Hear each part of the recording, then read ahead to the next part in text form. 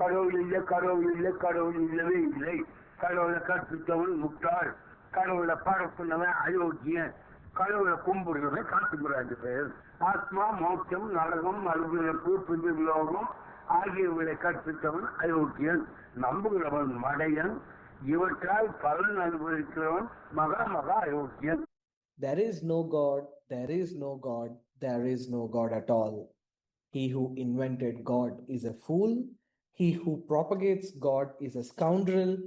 He who worships God is a barbarian. For decades, Periyar began his meetings of the self-respect movement with this particular chant.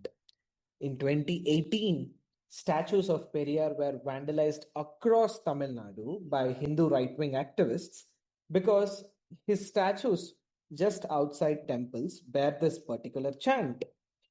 Not only right-wing groups, there are accusations on Periyar from various sections. He was called an anti-national, anti-Hindu, anti-Tamil, secessionist.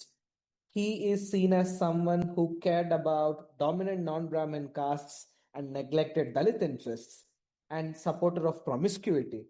More than 50 years after his death, Periyar is still a controversial figure in Tamil politics, but he is an unavoidable one, especially for his reputation as a crusader for self-respect and social justice. In 2021, Tamil Nadu government declared to celebrate his birth anniversary of 17 September as Social Justice Day. In 2025, which marks 100 years of self-respect movement that he have started, a portrait of Periyar was unveiled at University of Oxford. Who is this man and what is his complex legacy? To dissect Periyar and his ideas, today we have with us historian A.R. Venkatachalapathy, professor at Madras Institute of Development Studies, Professor Karthick Manoharan, visiting research fellow at Center of South Asian Studies at University of Cambridge. They have recently edited a volume titled The Cambridge Companion to Periyar, bringing together essays on important intellectual and political contributions of Periyar. Who better can help us understand Periyar? Professor A.R. Venkatachalapathy and Professor Karthik Manoharan, thank you so much for accepting the invitation and coming on this podcast today. And I want to start by asking, why is studying and understanding Periyar important in the 21st century? And also, how did your interest in Periyar began? Let's start with Professor Chalapathy. Thank you, Rishwant. Firstly, I must really thank my colleague and friend Ram Manoharan Karthik because this has been a joint effort in every sense of the word. I hope my friend Karthik will agree that it has been a joint effort and not entirely his own work. It's possible that that might also be true. But that said, this is a question that both of us would have to respond to. I think Periyar is more relevant than ever before. The times that we are living through, all the gains that have been made on the social and political fronts in the last century are slowly slipping out of our hands. Caste as a system and caste as an ideology continues to play a very regressive role in our society. The women's question continues to be a major question. The position of the underprivileged, the scheduled caste, the Dalits, continues to be a blot on India's democracy. And in terms of the federal structure of our country, I think there too Periyar's relevance is felt more than ever. And in terms of questioning cultural values, cultural formations, Periyar continues to be a very important force. And lastly, I would say that why Periyar is more important than ever before is that myself and my colleague Karthik, we belong to two different generations. I can see the new interest that has come up in the minds of young people of India, in the minds of the young people of Tamil Nadu, and even globally. It's so clear that, Periyar has a resonance, Periyar has an appeal to them. So there is no argument to be actually made for Periyar's relevance when the youth, the younger generation are finding him relevant. It becomes then the task of academics to address this. Why I came to Periyar on the personal front is something that I will say a few words after Karthik gives his perspective, his generation's perspective, both as a younger scholar and as a younger citizen. I'm sure he has more profound responses to your very important question. Karthik? Thank you, Rishwant, for inviting both of us to talk on your podcast today. My thanks to Chalapathy, who is more than a colleague for me. He's, in a sense, I could say he's a sort of a guru as well. Why? I'll just put it in a brief anecdote. I should say that I don't from a particularly political or a politically active background, right? And in my family, we usually don't talk of politics, occasionally. But I had a grandfather on my mother's side who was a very colorful personality, and he used to be very interested in politics of India and Tamil Nadu particularly. And he used to tell me a lot about Dravidian politics, right? About cinema, how personalities went from cinema to politics, politics to cinema, the relationships between the two, and so on. So he used to tell me a lot about MGR, about Kalaignar Karunanidhi, about Jayalalitha and others, Anna, of course. And now one particular character stood a bit as an odd man out, which is this person called Periyar E.V. Ramasamy, because whenever he talked to me about Periyar, he would refer to some of his very extremely controversial and provocative statements on religion, right? Now, my grandfather was actually a very devout man, but here he was talking extremely positive about a man who has made relentless fun on about the gods which my grandfather was worshipping, right? So I found that a bit of an interesting a contradiction or a paradox in my grandfather's approach. And I used to wonder how can these two be reconciled? How is it that a person can be fully religious and appreciate or see as a leader someone like Periyar, who wanted the abolition of all religions, right? Who was first and foremost a very strong campaigner for rationalism, and who believed that emancipation of humanity is impossible without the abolition of religion. Now, my interest in Periyar in that time was not academic, but it was an just purely an intrigue, right? I felt intrigued by this personality, but I did not read or research on him any further. Uh, in fact, I would say that I was exposed to the literature of black militant thinkers like Franz Fanon, Malcolm X, and Huey Newton before I actually started reading the original works of Periyar. Now, coming to Periyar happens only in JNU, right? So, where I went to do my master's in history.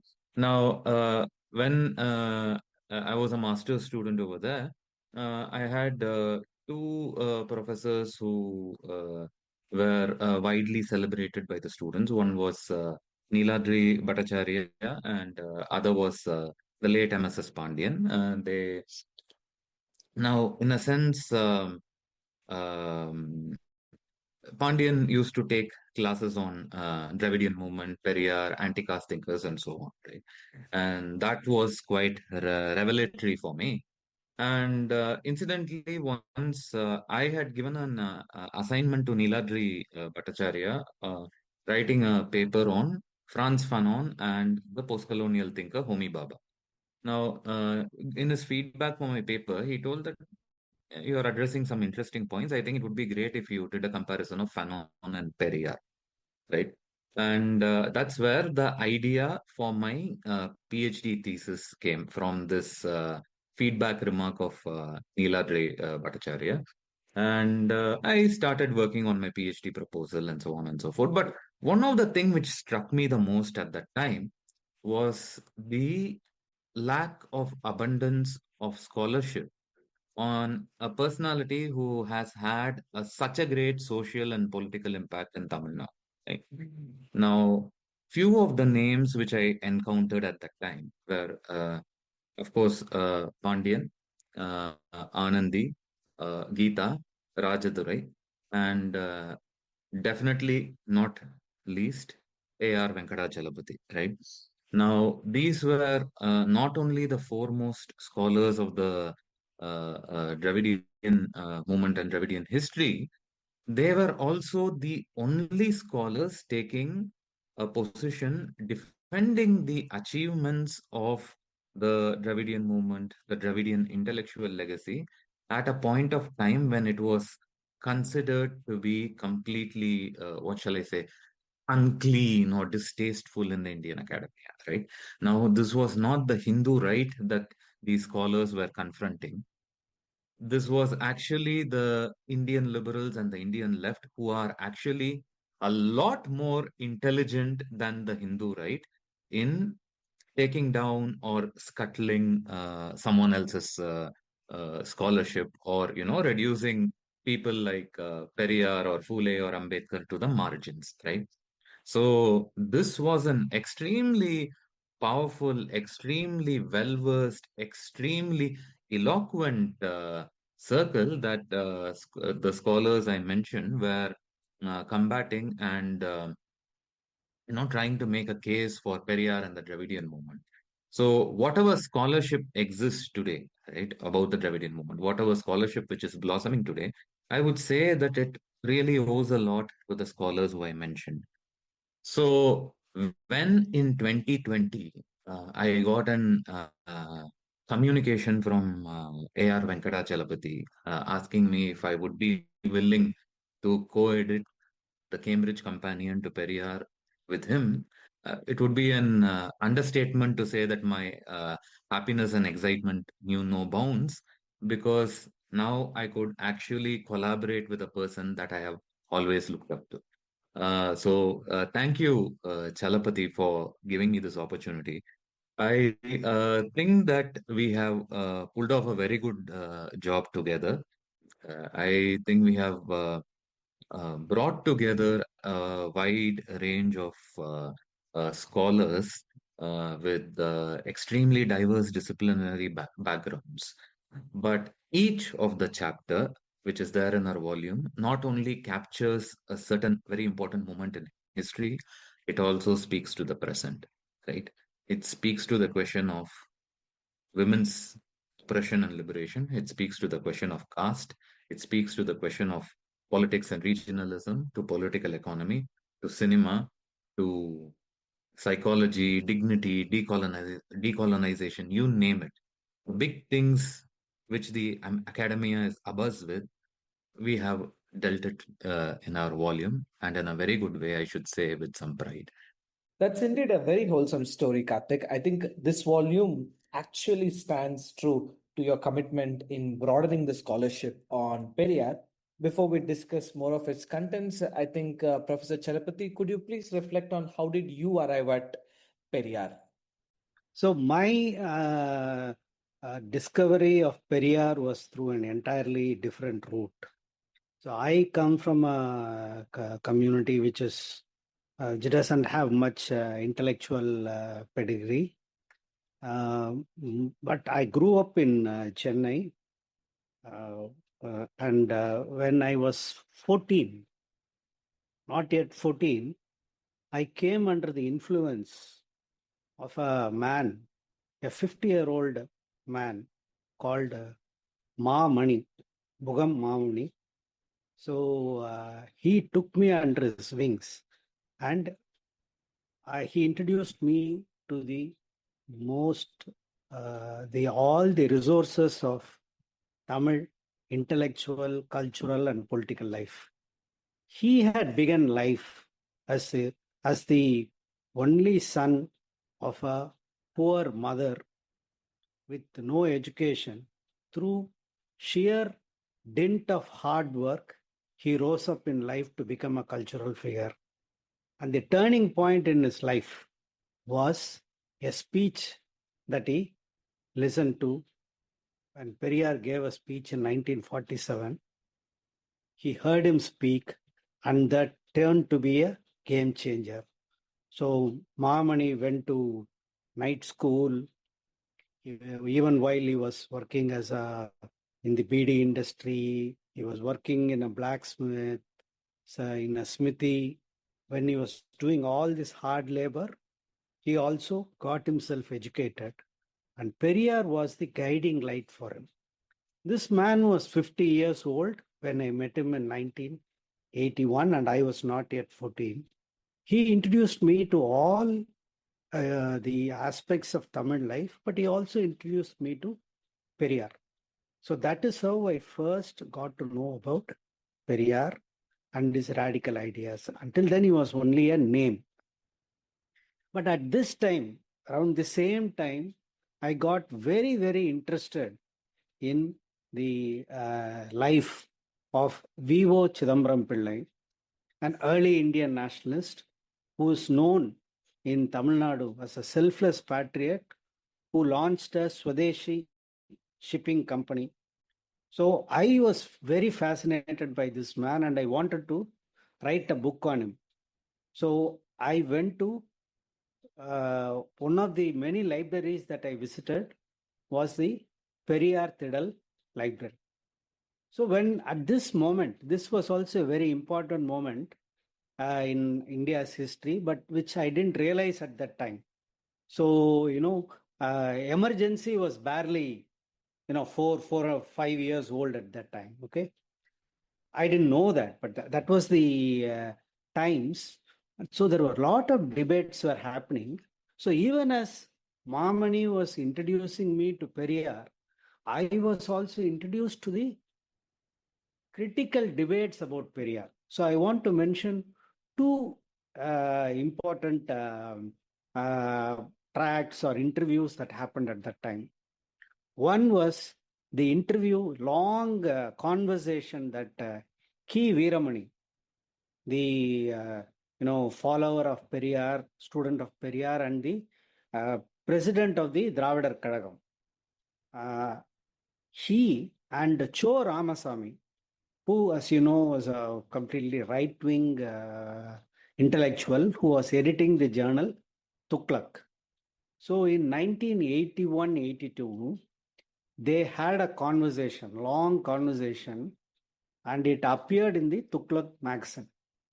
At the same time, the Tuklak magazine also published a polemic by one Nellai Jabamani called Kandukulvom Kadagangalai.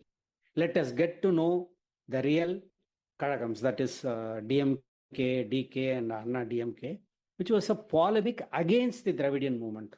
So I was introduced both to the progressive and positive nature of the Dravidian movement, and I was also made aware of the critique of the Dravidian movement at the same time. So in this context, I went to the Dravidar Kazhagam's headquarters, the Periyar Tidal, looking for material about V.O. Chidambaram Pillai, who was a very close friend of Periyar. So at the age of about 14 or 15, I touched with my own hands the journals, the newspapers that Periyar had published. I also saw 3 letters that V.O. Chidambaram Pillai had written to Periyar. So by about the age of 15, I was introduced to the life, work, and associates of Periyar. And this, my conversations with Periyar, with Mugam Mamani, helped me to understand the importance of Periyar, the debates within the movement, and that continued. But what I realized was, as I stepped out and was talking to various people, in the 80s particularly, Periyar was a name that was not taken in genteel circles. In polite conversation, nobody would mention Periyar. Periyar was known as the arch atheist, Brahmin baiter, iconoclast, somebody, who used coarse language, everything. But at the same time, when this was the public discourse, in private, you would find many people who would, in very hushed tones, but you know what? Without Periyar, nothing could have happened in our society. Without him, we would not have experienced mobility.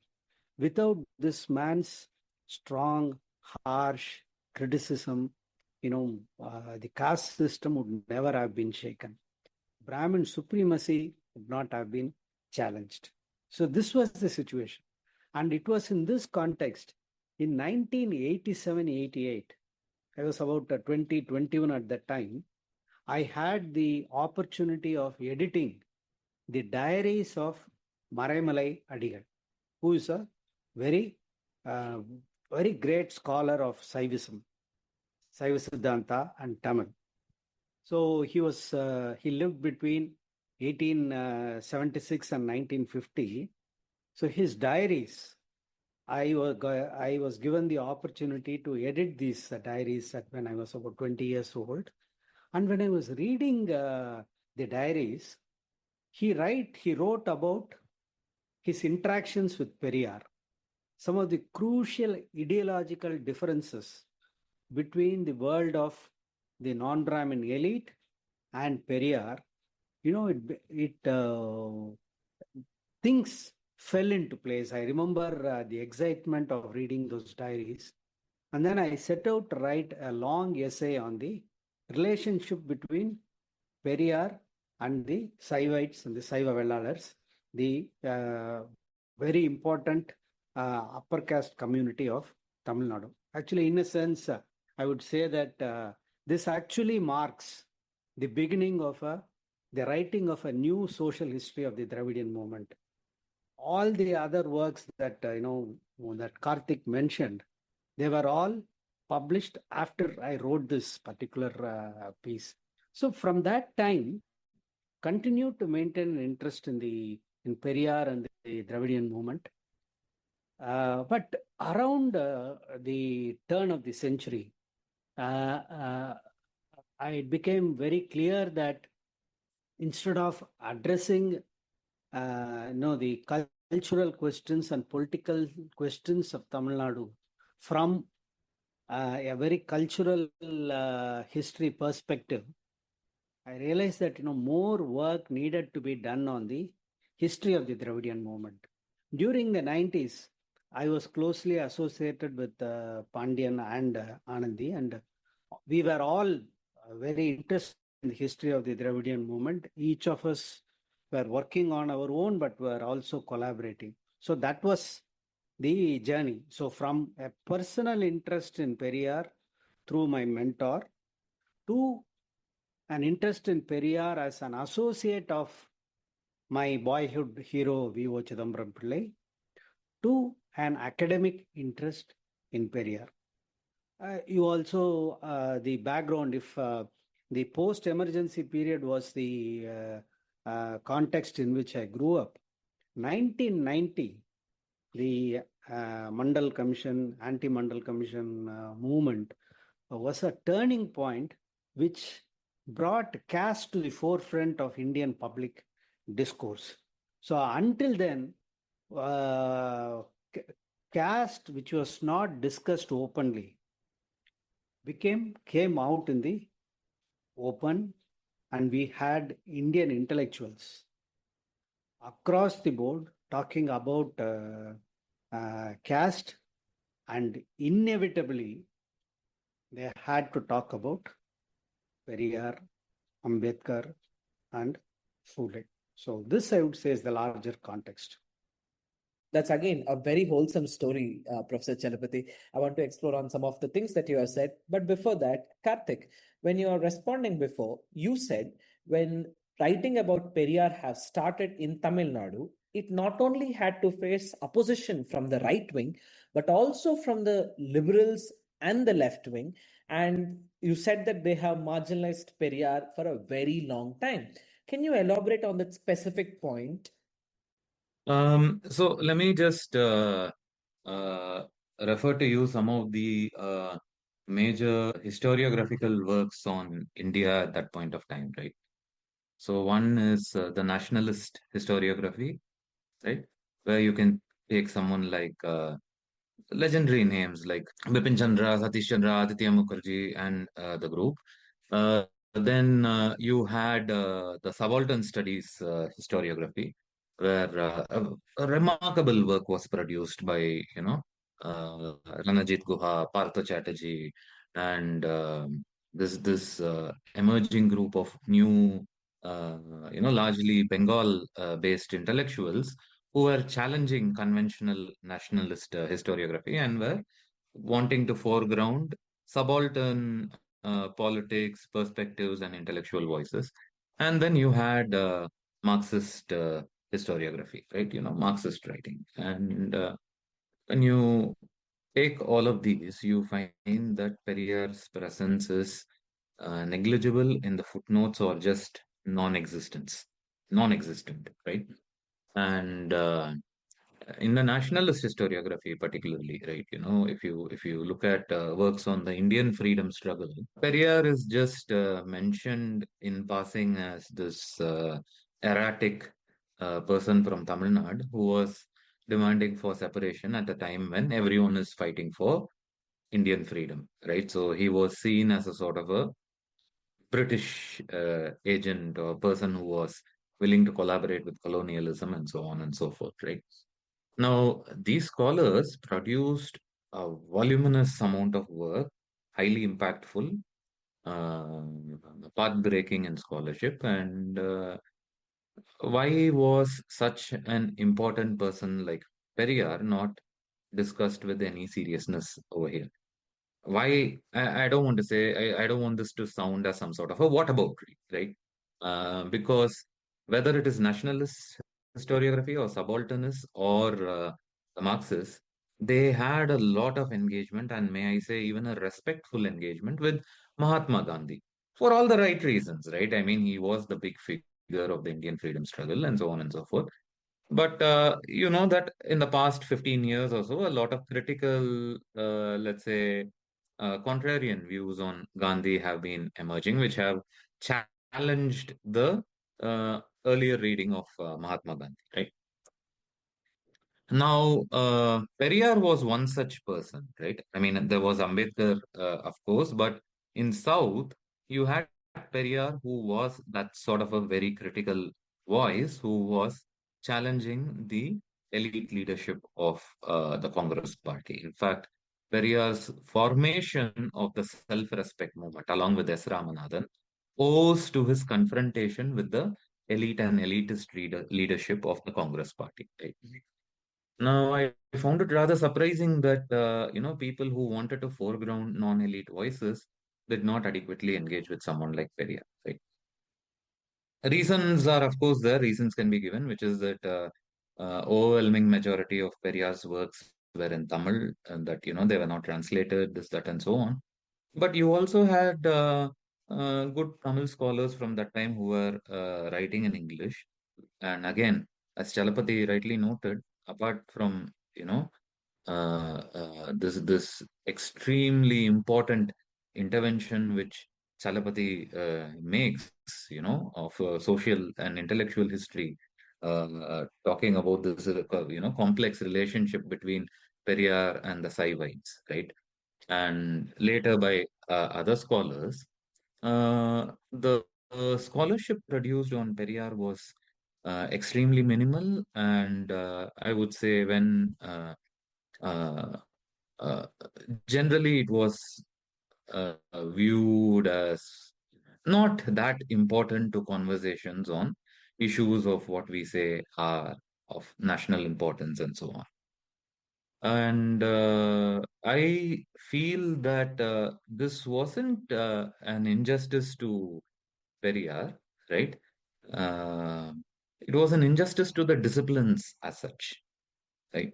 Because I feel that some of the things which Periyar was talking about, some of the issues that Periyar was raising, actually should have been taken with considerable interest and concern by all these three streams which I've mentioned, whether they be nationalists or subalternists or Marxists. But unfortunately, that did not happen.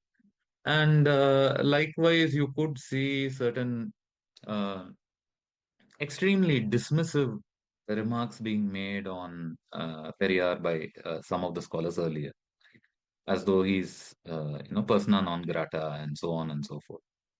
But you realize now that 100 years after the formation of the self-respect movement, Tamil Nadu happens to be the state where the extreme Hindu right has not been able to gain a foothold at all.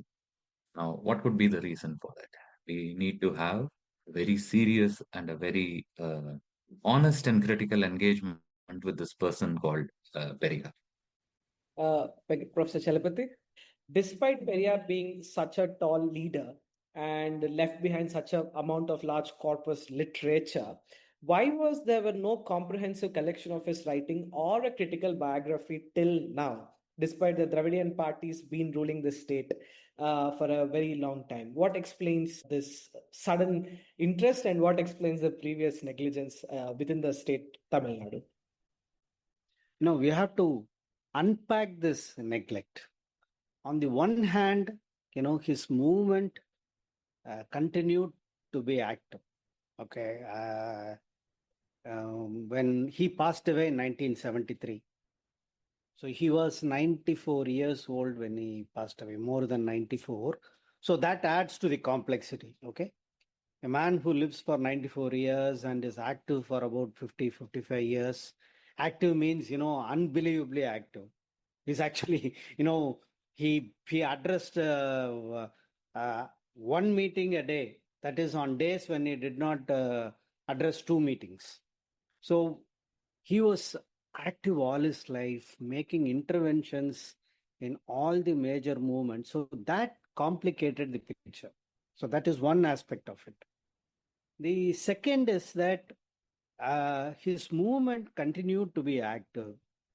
So even though the Dravidar Kadagam, the party that he led, met with a big crisis during the emergency. Its leader and cadre were all arrested. K.V. Ramani was arrested. Many of his cadres were in prison.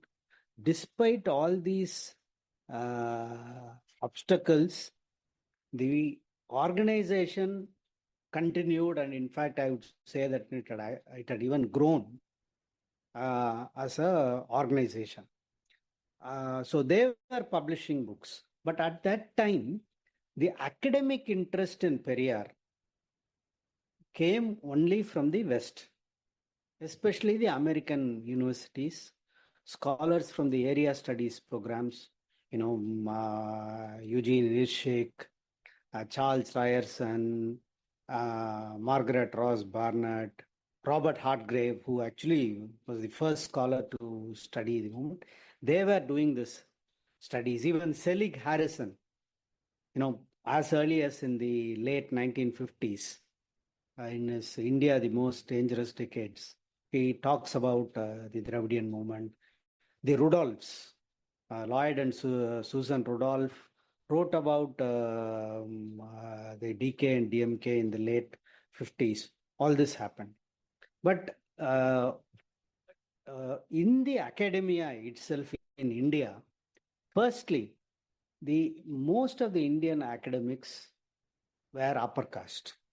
And in the case of Tamil academics, they were all Brahmins. So they had a inbuilt bias against Periyar. So you will find, for instance, Yaman Srinivas, who had Tamil origins, who knew Tamil. He wrote so extensively about caste, but the few references that he makes to the Dravidian movement and Periyar is in the most dismissive, if not arrogant terms. So this aspect was there, while the non-Brahmin intellectuals. So here I find fault, firstly, with the leaders of the Dravidian movement itself, though most of them were highly educated. They were all graduates, whether it was Anna or Nedunjediyan or Serian or, all the leaders, E.V. Sampath, they were all matriculates or graduates with considerable command over the English language. But unfortunately, they did not write in English.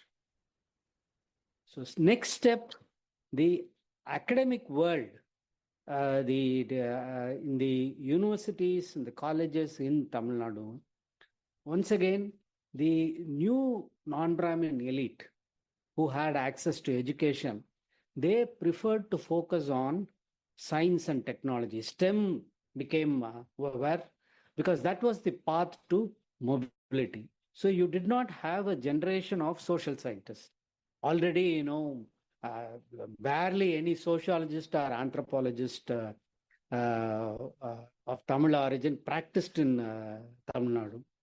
Historians were all interested in Chola history and, Vijayanagara history. So they did not focus on the Dravidian movement. So it was in this context that, you find that the first, at least 2 generations, failed to write about the Dravidian movement.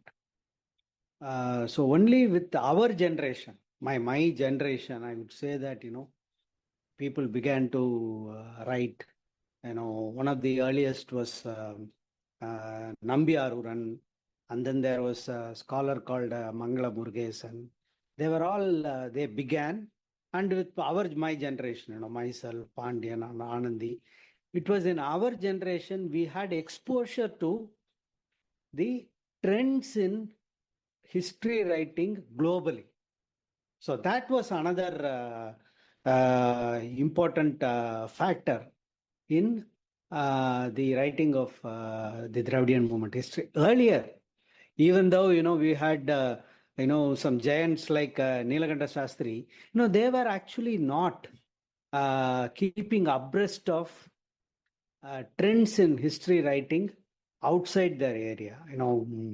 I'm really not sure if, Nilakanta Shastri was aware of even of Romila Thapar's work or Kosambi's work. Of course, I am told that Nilakanta Shastri reviewed Romila Thapar's Ashoka and the decline of the Mauryas. But you'd find that, these scholars, worked on, very within narrow theoretical frameworks. So this changed only in the 80s, and that is the generation that we belong to, and that is how Periyar came into the mainstream. That is the larger political context, then the changing nature of the Tamil middle class, and thirdly, the new frontiers that were being opened up in social science writing. All these things culminated in the late 80s and 90s, leading to this new literature. Karthik, now if I can move to you and start discussing Periyar itself. Periyar was born in the year 1879, and could you give us a context of the society into which the Periyar was born into, and also the Periyar's household like? What was Periyar's household like? Okay. I will answer part of this question, and I would like Chalapathy to answer the rest, right? So I will just talk about what came before Periyar, right?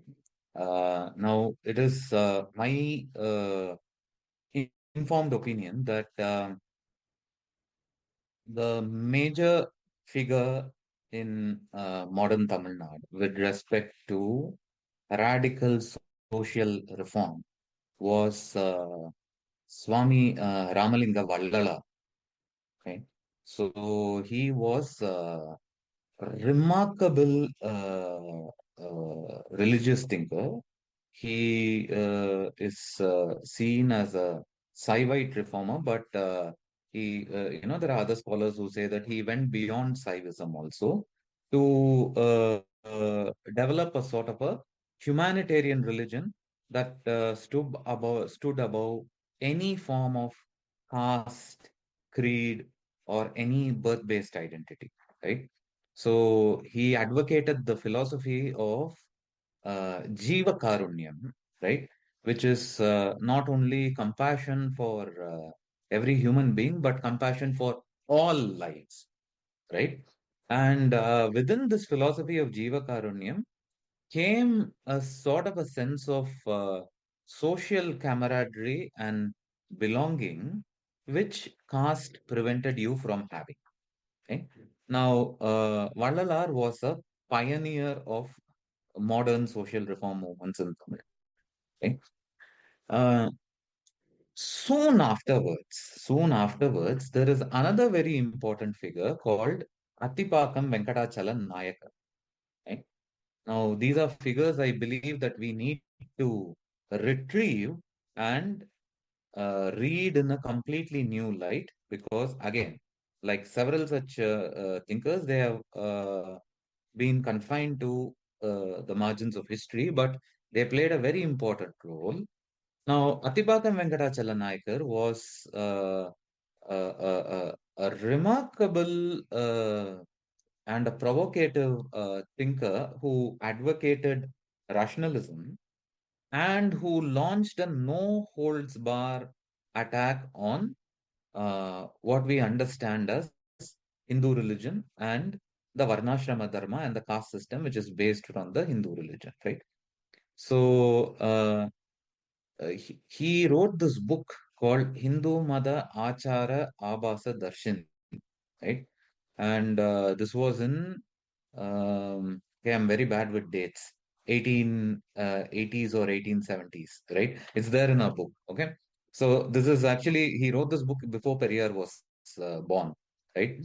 Um, Now, over there, he demolishes certain claims which are made on the basis of the Puranas and Hindu ideas that certain Varnas are superior, certain Varnas are inferior, certain castes are superior, certain castes are inferior, and so on.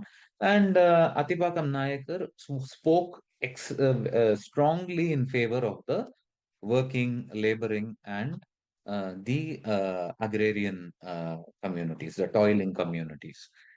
Um, Atipakam Naicker was associated with this very interesting group called the Madras Secular Society.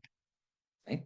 Now, the Madras Secular Society was a group of intellectuals from diverse caste backgrounds who were greatly influenced by the National Secular Society, which was based in UK. Now, the National Secular Society was founded by of UK was founded by one Mr. Charles Bradlaugh, right? Now, as an interesting trivia, more than in the UK, you can actually find individuals in Tamil Nadu who are named Bradlaugh. Just imagine when there was no WhatsApp or social media or Facebook where you can find out something, interesting happening at one part of the world and you can start to use it in your part, right? These people were separated by time zones, language, continents, right?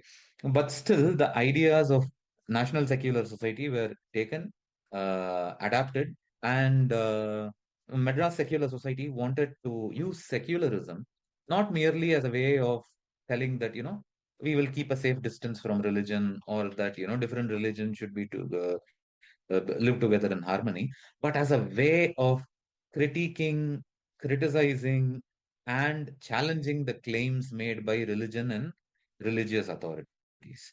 So people like Vallalar, people like Atipakam Naicker, people like Madras, the intellectuals of the Madras secular society, and uh, later thinkers like Somasundra Nayakar, Lakshmi Narasu, Ayodhidasar, Tiruvika, Singaravelar, all of these people were contributing to an atmosphere of thinking critically about caste and religion. Now, in this sort of a very fertile environment was born Mr. E.V. Ramasamy. And if Chalapathy can continue a bit about his family background. Professor Chalapathy. So, to add one more, dimension to what Karthik mentioned. See, this the 19th century radical thinkers that he mentioned, they also have to be seen in a longer history of non-Brahmin, anti-Vedic, devotional movements in South India. So we have to remember that the Bhakti movement, which is a reaction not just to heterodox texts like sects like Buddhism and Jainism, it is also a revolt against Vedic religion. It is a revolt against the priestly class. It is a revolt against Sanskrit. And it is also a revolt against caste system. So this tradition is so strongly rooted in Tamil culture. It's survived 1,400 years. And even when it spread across India, you can see that its influence is, very much differentiated. It has a bigger impact in Maharashtra, but much less impact in the Indo-Gangetic plain because of the deep-rootedness of orthodoxy. So this is one context that we have to remember. So when we talk about Vallala Ramlinga Swamigal or Atipakam Venkatachalapathy or other thinkers of 19th century, they are also drawing from a much longer tradition of revolt against Vedic orthodoxy. So the Siddhar cult, who used the strongest language against rituals and orthodoxy, this is all part of our larger intellectual landscape. So Periyar is, he is born in a community of traders. His parents, his father and mother, rise up through hard work, running a small shop or doing odd jobs, and then becoming, wholesale traders. And as, Periyar, very interesting aspect of Periyar is that, he has a certain irreverence. Tamil people might have many great noble traits, but self-mockery and irreverence they are not certainly the strong points of the Tamil people. But Periyar had a very, he mocked himself. He was irreverent. So when he writes about his parents, he says, how as they moved up the social scale, they also become highly religious, pandering to, mendicants, and, endowing religious practices and temples. He all makes this. And right from an young age, there was a rebel in him. There was a strong spirit of rebellion in him. So as he grows up, he is first introduced to all the various religious practices, all the associated practices that comes with economic and social mobility. Periyar sees with his own eyes, and he engages often in conversation with the various religious people who come to his house. He ridicules them. So there are a lot of instances, and Periyar relished relating these stories. So this is one aspect. The larger milieu was also late 19th century. Various influences are coming, and Periyar was a very eclectic reader. Now, though he did not have a good school education, he was a dropout and he barely went to school. Uh, he was fully involved in business for about 20-25 years. So he was what you could call street wisdom, common wisdom. He was trained. He learned so much about life through experience, but he also had this habit of reading eclectically. So all his life, he would thumb through old books, old Puranas, religious texts. I myself have personally seen a copy of a translation of Valmiki Ramayanam by the great scholar and novelist called S.M. Nadesa Sastri. So this was also the time when, Christian missionaries were very active. So Periyar had this habit of, drawing weapons from everywhere. Like Dr. Johnson, if his gun aim, failed, he would turn the gun and hit you with the butt end of it. So he used whatever resources. It could be Buddhist text, it could be Sangya text, it could be Christian missionary literature, it could be Tamil devotional literature. He used all these materials. And let us remember that, this was a time when the youth and the young leaders were all getting into the, public sphere. So Periyar was in touch with all these people, and he imbibed a lot through conversations. So this intellectual osmosis was very much part of it. So while it is very difficult to pin down exact roots of his intellectual training, there's no doubt that he was familiar with a range of ideas which he imbibed through eclectic reading, through conversations.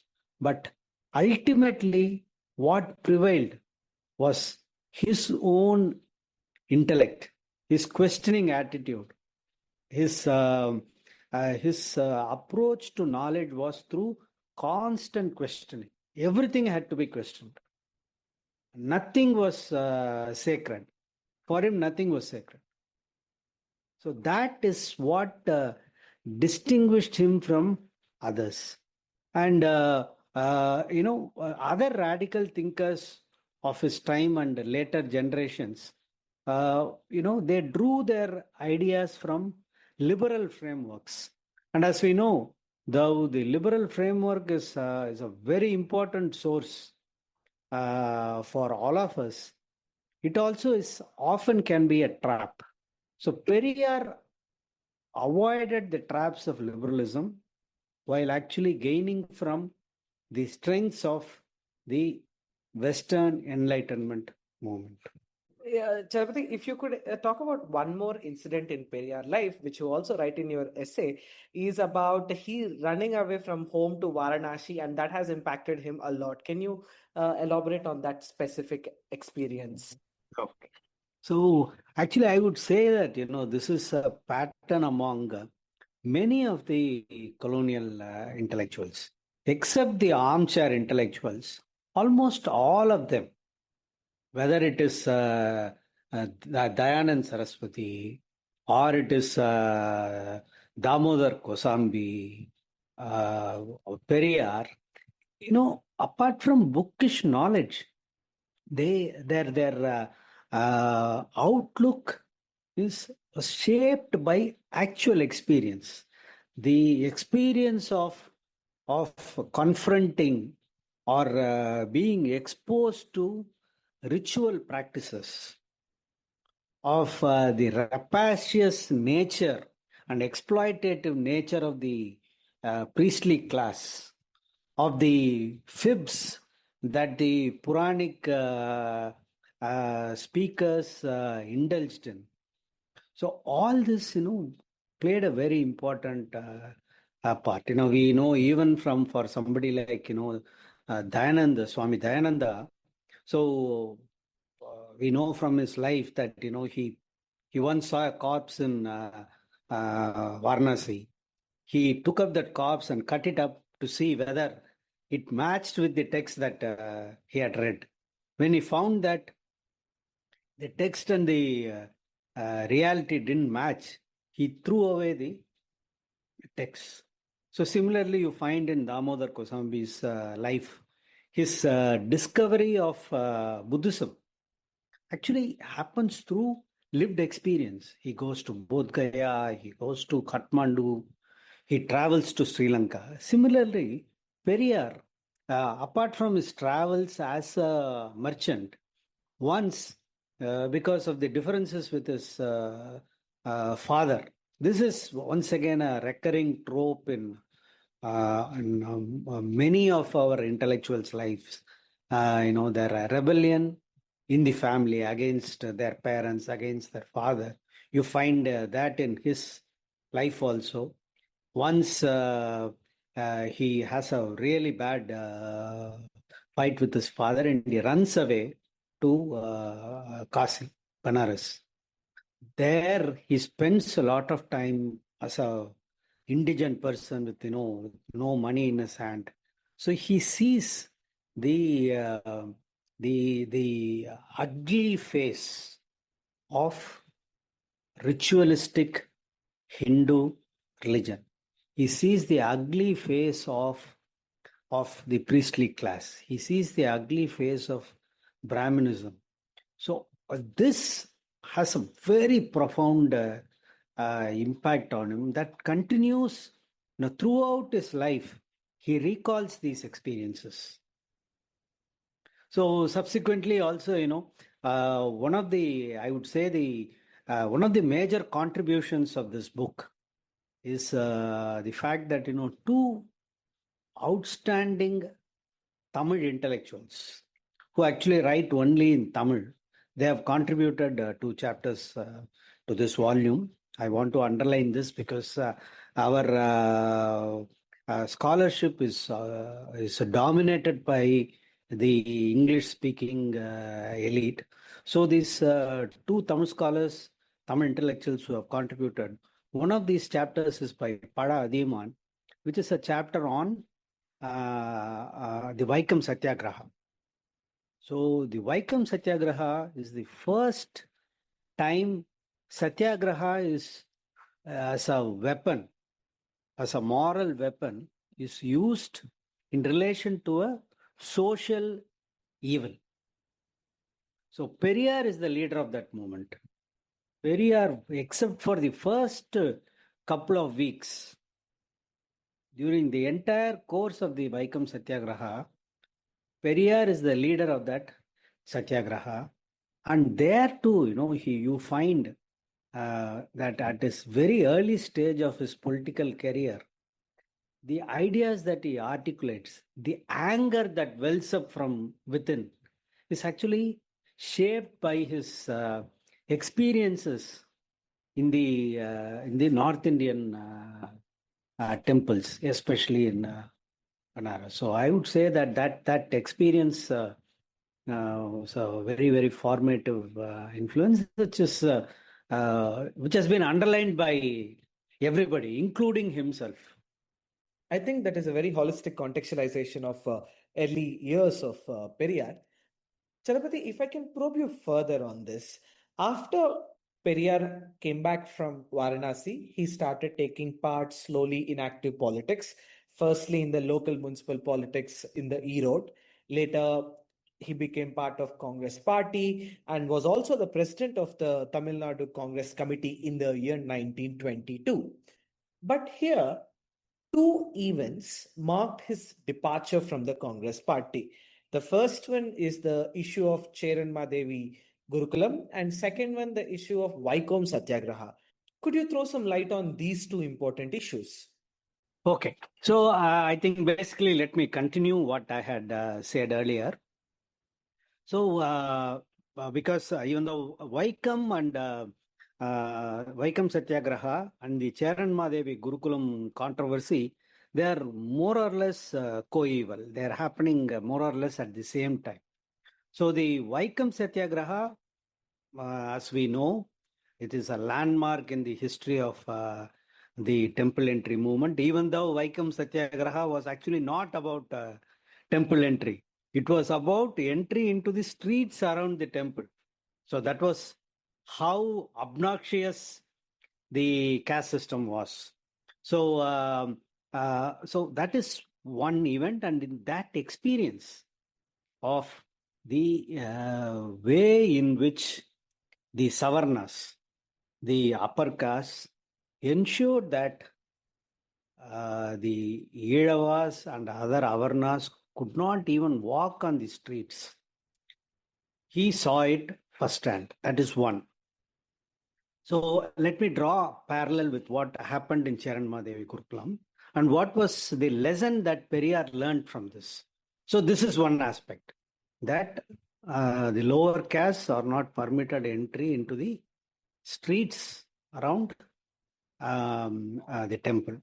The Cheranmadevi Gurukulam is about a nationalist traditional school, a Gurukulam or Gurukul, which was started by a nationalist leader, intellectual scholar of very high standing called V.V.S. Iyer, who was a close friend of V.D. Savarkar in London.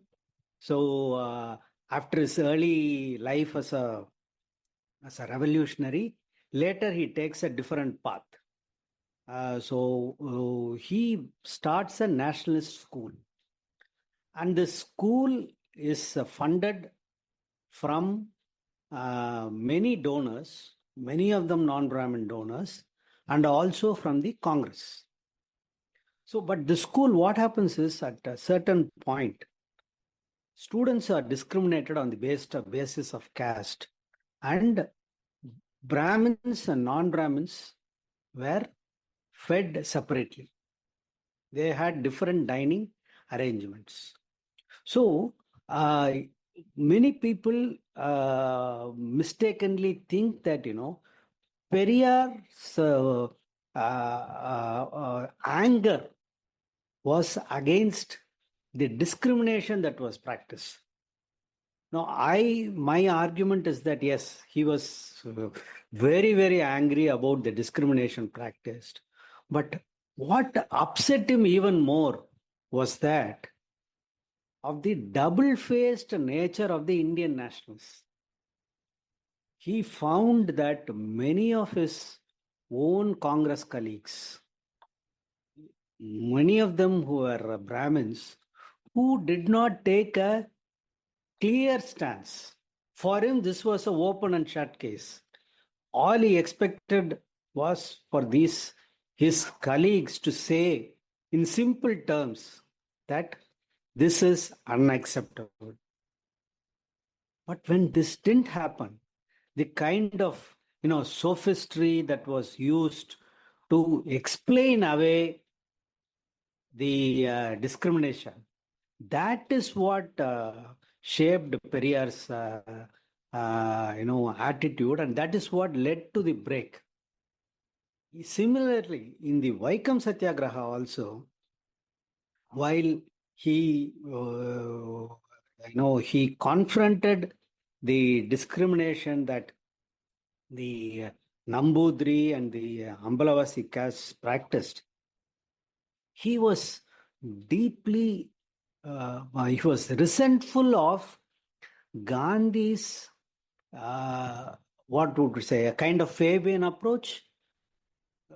He felt that Gandhi was not taking the Satyagraha to its logical conclusion. Now, of course, we can have any number of explanations for why Gandhi took such a position. I understand it. But from the perspective of Periyar, Periyar's perspective was that he was disillusioned. He was angry that this movement was not being taken to its logical conclusion.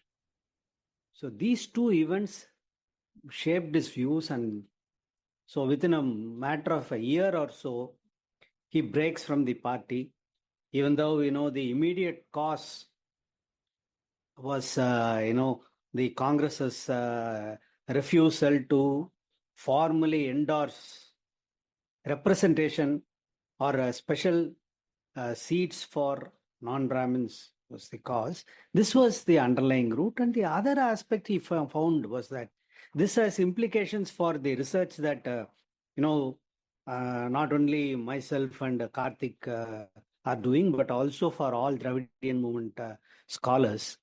The press, the media, the print media did not adequately report Periyar's activities and his speeches. Periyar is the president of the Tamil Nadu Congress. But if you look at the nationalist press, whether the Hindu or the Swadesamitran or the other newspapers, you have to look very, very closely, carefully to find any material about him. This also annoyed Periyar. Periyar was very, very angry that non-Brahmin leaders were not given adequate space. So, in fact, later in life, he once mentioned the way the Tamil newspaper Swadesamitran used to report was like this. They would translate into Tamil the English speeches given by Brahmin leaders and report it extensively. And finally, they would give the names of 2 or 3 non-Brahmin leaders and say that they also spoke in Tamil. And this was a Tamil newspaper. So the whole range of the experiences led Periyar to the launching of the self-respect movement. I think these two events, the Cheranmadevi Gurukulam as well as Vaikom Satyagraha, not only marks Periyar's departure, that is resignation from the Congress party, but we also saw their impact on Periyar's ideas as a whole. After resigning from Congress party, Periyar have immediately started the self-respect movement.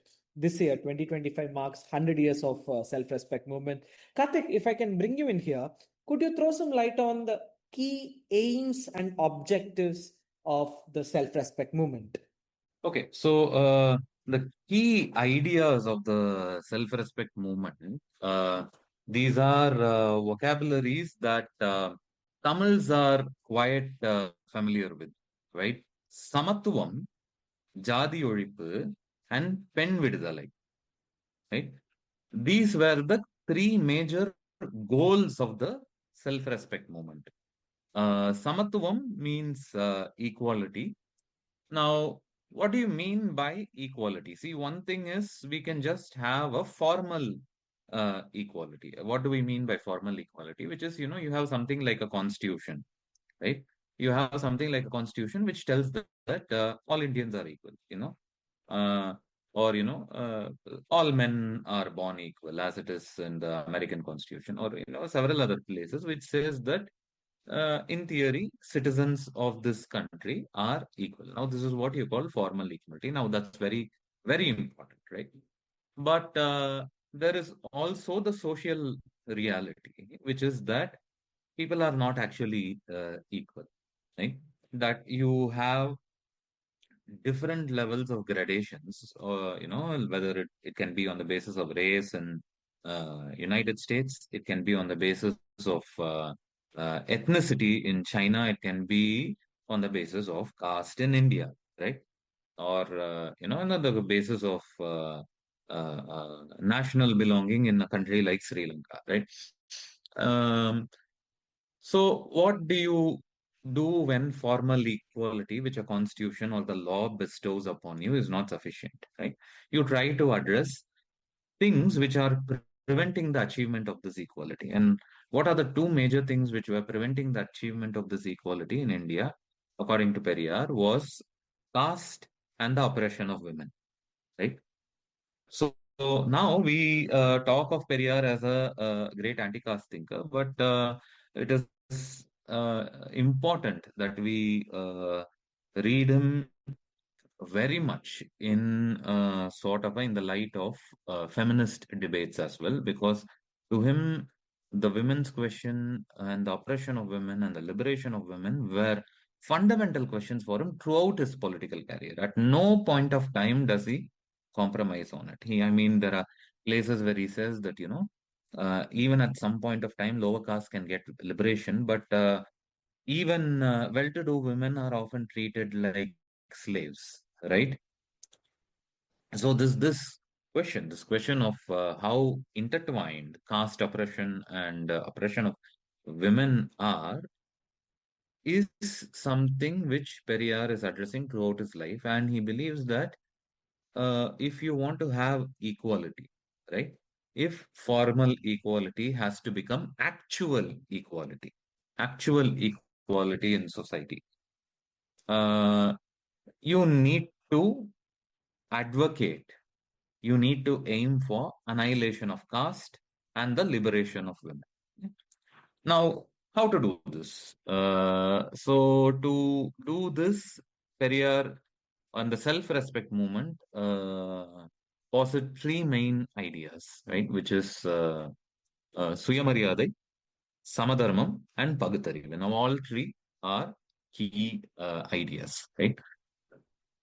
Now, this is what makes, let's say, something like the self-respect movement very distinct, which is that one, when they are talking about Suyamariyadai, right? Self-respect. Why does this term come about in the 1920s? Right? Why do they start Suyamariyadai in the 1920s? Is because this is the time when Suya Rajyam is also a very important political movement in the subcontinent, right? Right? So, what is Swarajya? What is Swarajya? Swarajya is self-rule, right? Swarajya is self-rule. Now, the nationalists from Tilak to Mahatma Gandhi to others onwards, they were advocating for Swarajya because you were oppressed by the colonial power. Right? India was oppressed by the colonial power. So to demand freedom, you ask for something which you do not have, which is self-rule. Right? Now, this is where the innovation of self-respect comes, because self-respect argues that you say we are oppressed by colonial powers, but we have been oppressed by caste power for even longer. And caste power has made us less than human beings.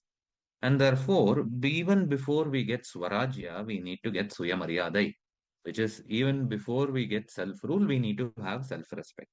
So conceptually, this was a very strong concept.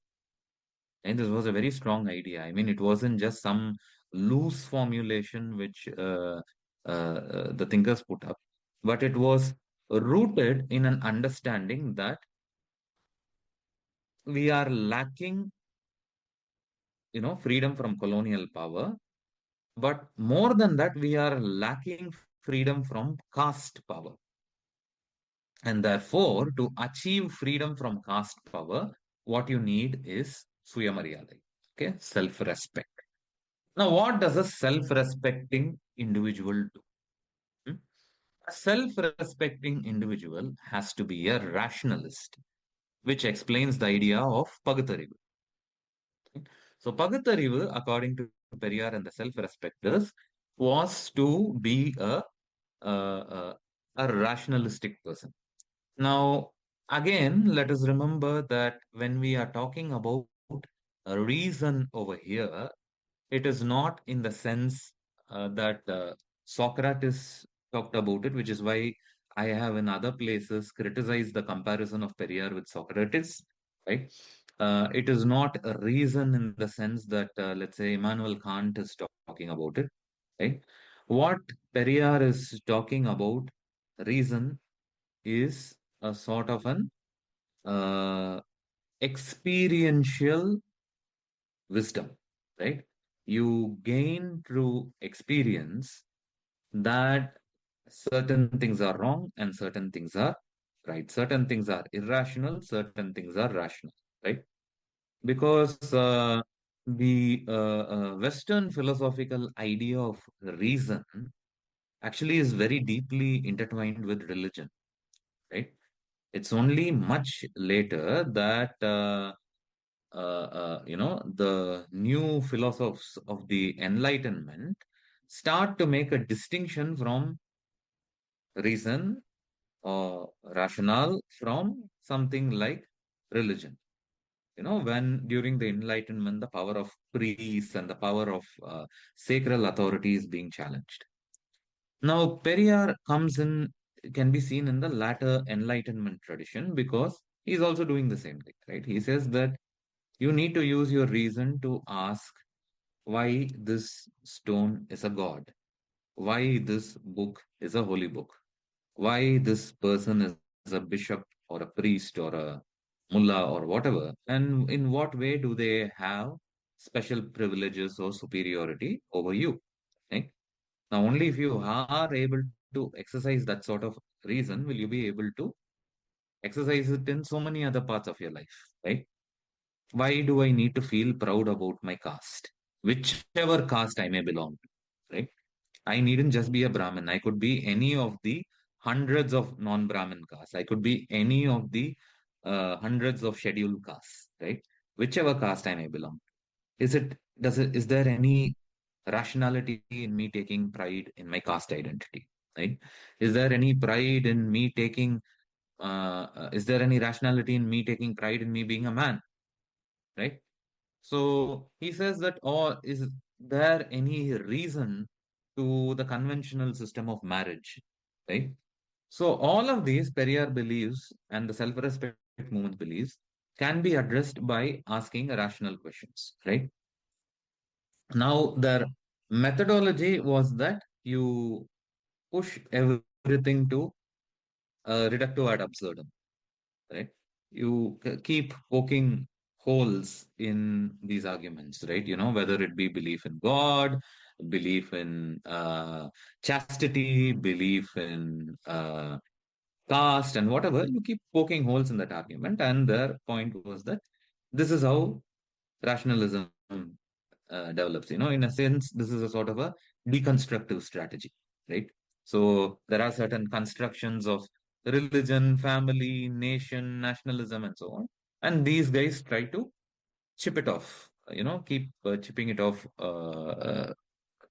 continuously. And finally, the other important idea is that of samadharma, which is socialism.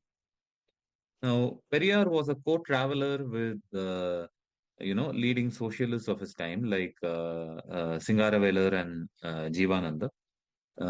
They were together for a significant period of time, and then they broke off and they fell apart. But still, he had respect for socialist ideas. And Periyar also undertook a trip to the Soviet Union, which left a very lasting influence on him, right? Now, there is a wonderful, perhaps the only, actually, it is the only academic writing in English on Periyar's trip to Soviet Union. It is by this person called A.R. Venkatachalapathy, who's here with us, right? And it sort of details the sort of leaders Periyar met in that period, the sort of activists and groups and radical thoughts and ideas that he was in conversation with.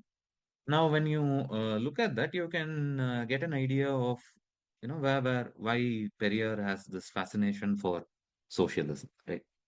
Now, the only difference is that Periyar's socialism was, even though he admired the Soviet Union for a really long time, I would say that Periyar's socialism, when seen in the light of his approach to other things, like rationalism and women's liberation and annihilation of caste, is more of a libertarian socialism, right? By libertarian socialism, I don't mean that, hey, we can do whatever we want and let's enjoy. No, it's not that. It's actually a socialism which foregrounds liberty as a important idea. So yeah, these are the key goals. As I said, pen vidudalai, jati ஒழிப்பு, and samatuvam, and key ideas samadharmam, பகுத்தறிவு, and சுயமரியாதை. Chalapathy, if I can get you in here, while the movement has its important key ideas and goals, it is also important that we propagate them. And you say that in your essay also that Periyar propagated these ideas through being a prolific writer and starting many newspapers. Could you give us a picture of Periyar as a journalist as well as the propagandist? As I mentioned earlier, in 1925, that is the year in which he actually breaks from the Congress, he's completely cut up with the nationalist press that, they're not giving him space. So first he starts a weekly called Kudiyarasu. So this term Kudiyarasu itself is very, very interesting because it's a neologism. Now people mistranslate it as republic because that is the neologism that is being used. But actually, he meant democracy. So the name of the paper itself is democracy. So it is actually posed against the concept of Swayarajiam. So Swayarajiam does not actually indicate clearly who is to have that political power to rule. By naming his paper as Kudiyarasu is very clearly sending out the signal that, he believes in democracy.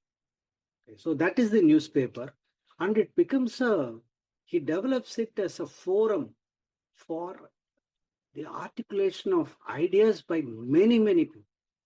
The number of young journalists that were trained in that newspaper, whether it could be the great polemical stylist Manavere Tirumalaisamy, or it could be our, the great leaders of the DMK, both Anna and Karunanidhi, both of them worked in Kudiyarasu. You can actually have any number of names.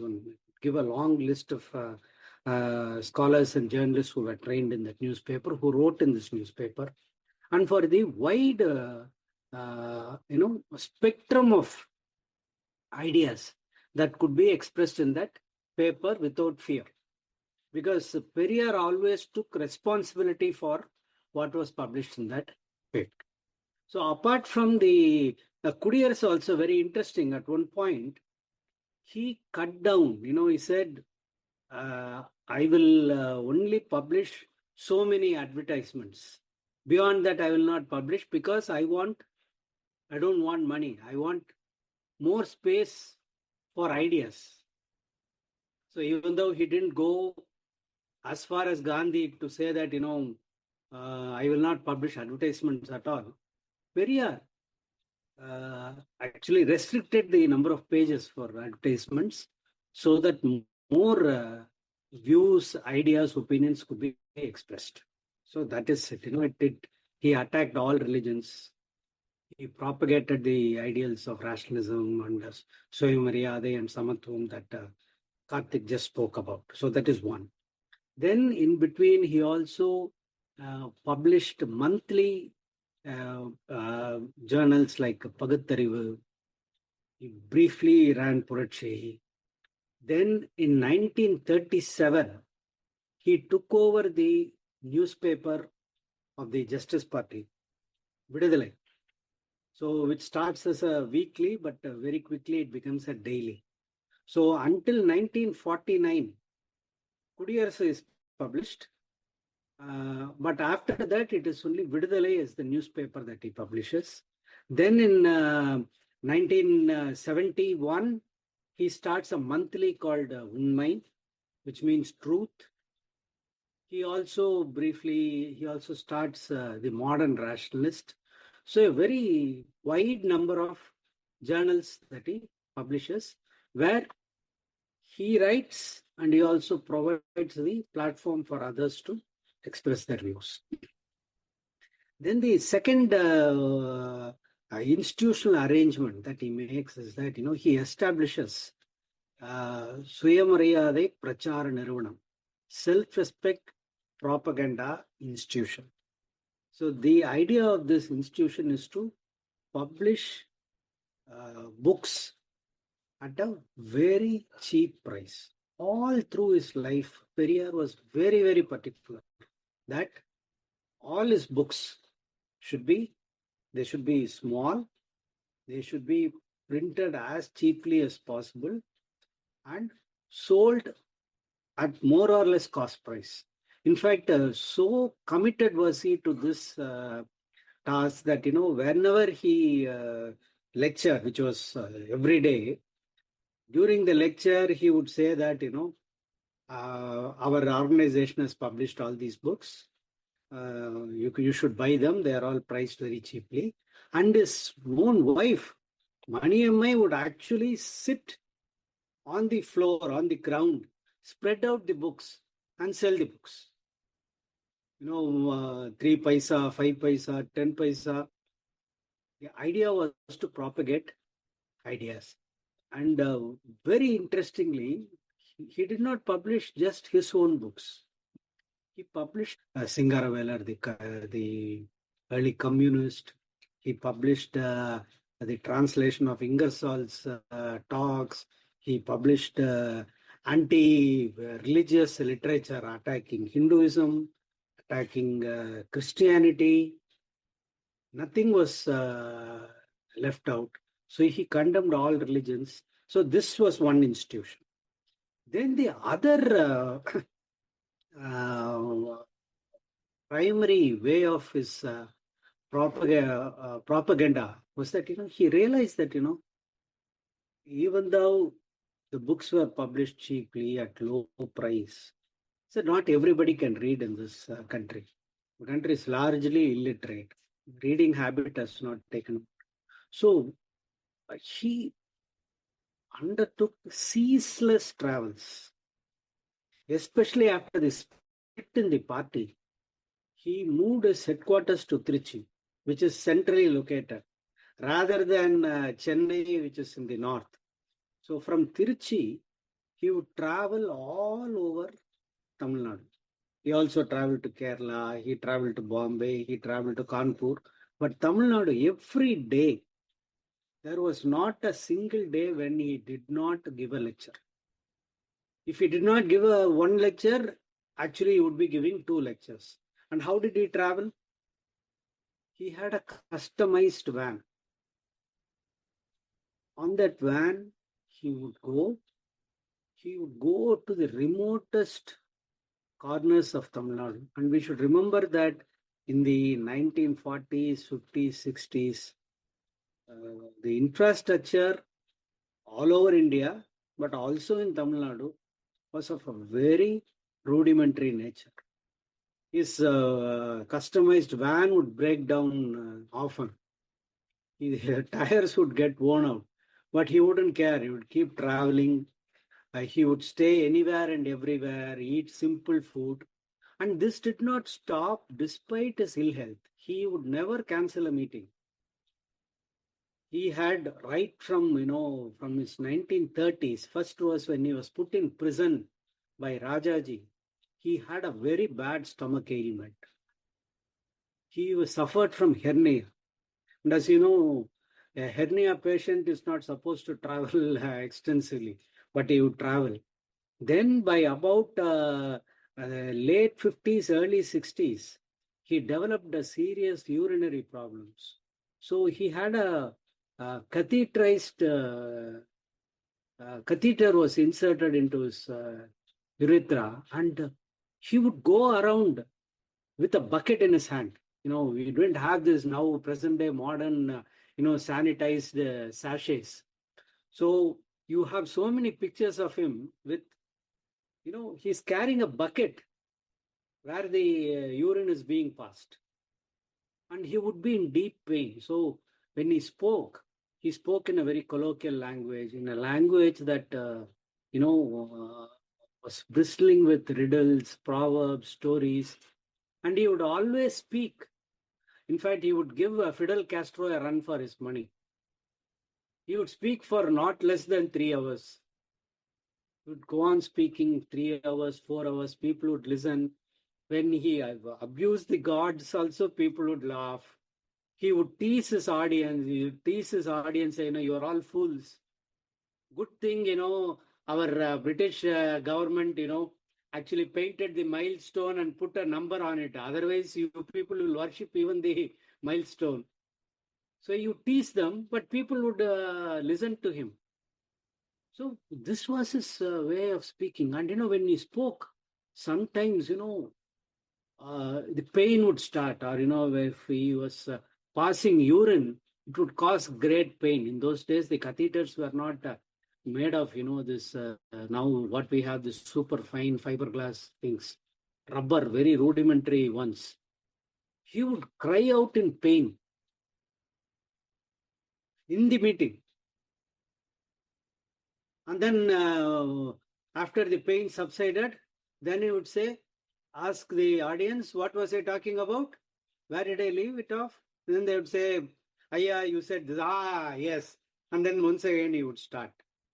So this is this level of commitment to propagating ideas is simply incredible. This is what, won him the respect of people, nobody could have got away with the kind of, what we could call, quote unquote, offensive or coarse language. People listened to him because they believed in his bona fide. They did not have any doubt that this old man desired the well-being of the common people. That this man was not a selfish man.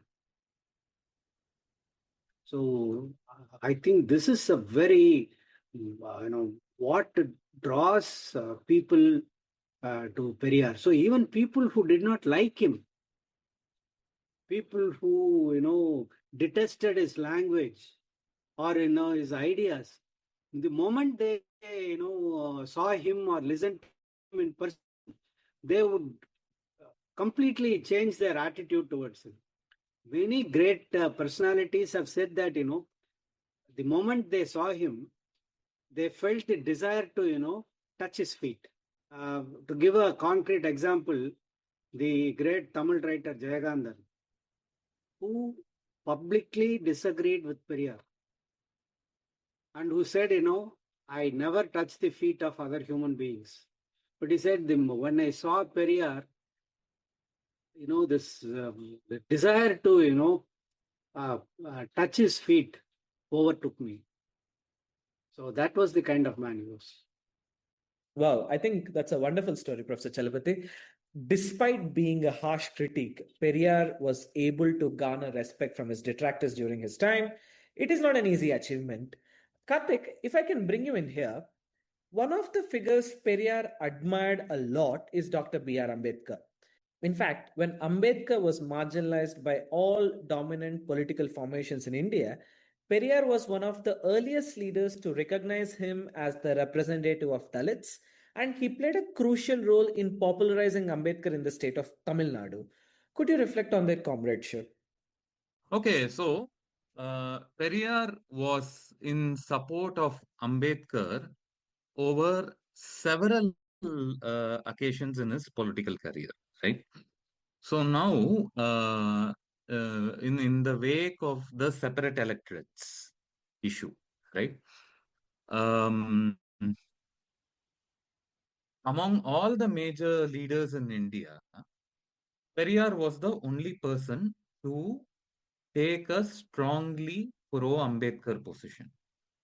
He, in fact, went to the extent of making this polemical statement that the lives of millions of scheduled castes is more important than the life of Mahatma Gandhi, right? You know that Gandhi undertook a fast unto death to prevent against the separate electorate issue. And Periyar was wrote strongly at that point of time that lives of these oppressed castes is more important than the life of Mahatma Gandhi. So strong was his support for Ambedkar, right? Likewise, when the Ambedkar's Annihilation of Caste was published, right? Uh, the first language it was translated into was in Tamil, and this translation was commissioned by Periyar, and it was published as a series. Annihilation of Caste was published as a series in Kudiyarasu, right? Between 1932 and 1944, right? Kudiyarasu published 37 articles in support of Ambedkar's political positions and in support of the separate electorates issue. Right? Now, even after that, Periyar maintained a good relationship with Ambedkar. Right? He meets him in January 1940 in Mumbai. So Periyar met Ambedkar and Jinnah in Mumbai to garner the support for Dravida Nadu. Right? Um, so, I mean, let's not go into much detail on this Dravida Nadu issue because that's a separate topic altogether. But maybe if that's a separate question, maybe we can talk about it later.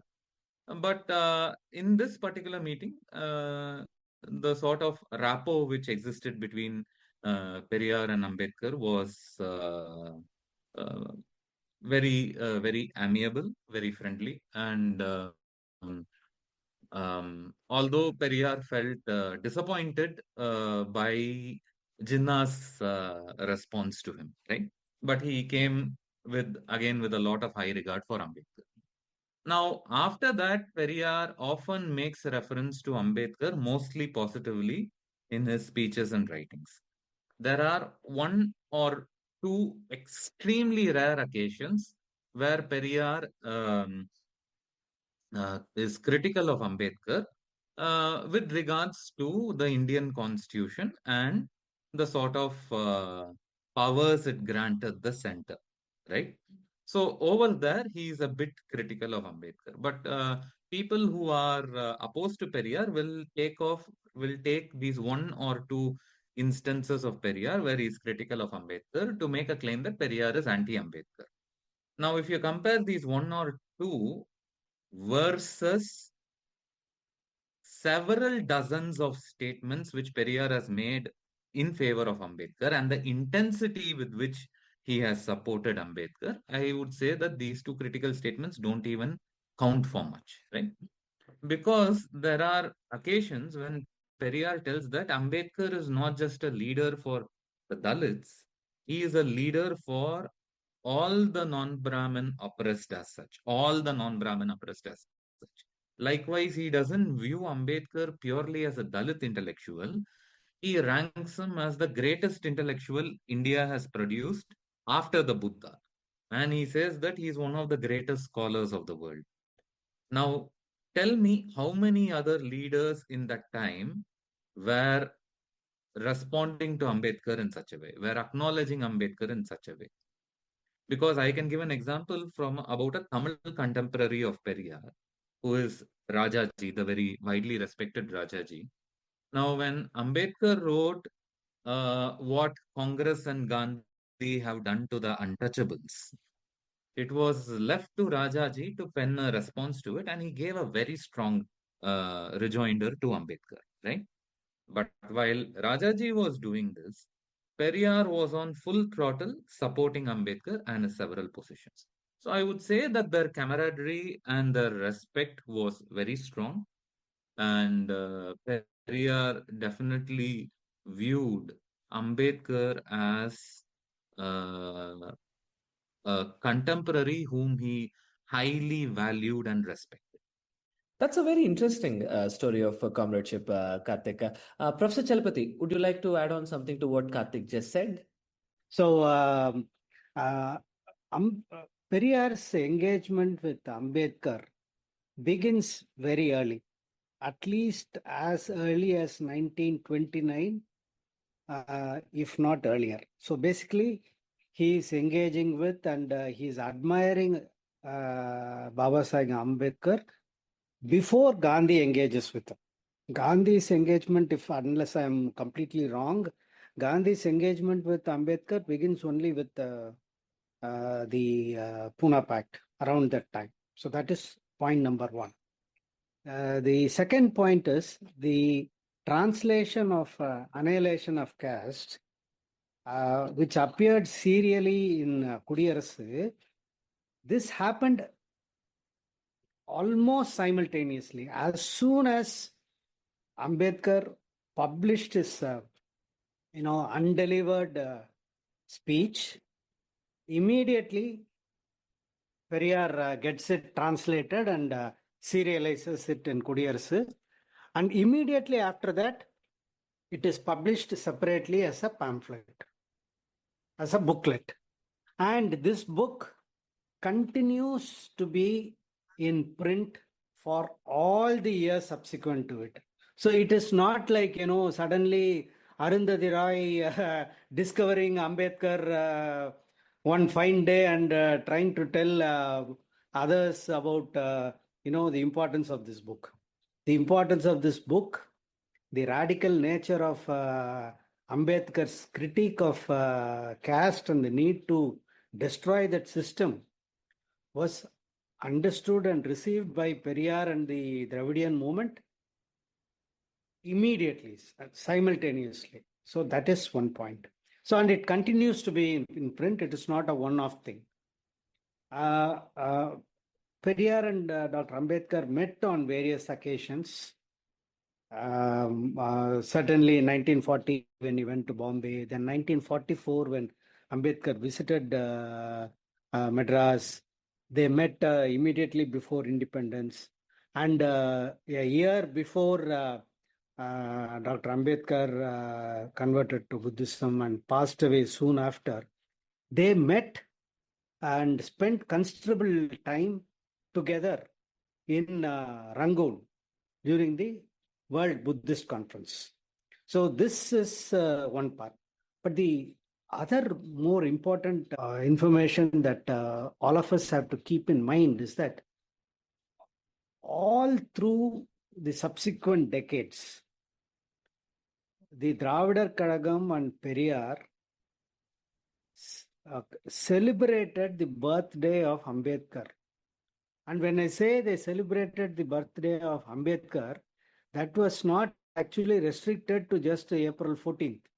You would find that Dr. Ambedkar's birthday would be celebrated in May and June, July, August, September, all through the year.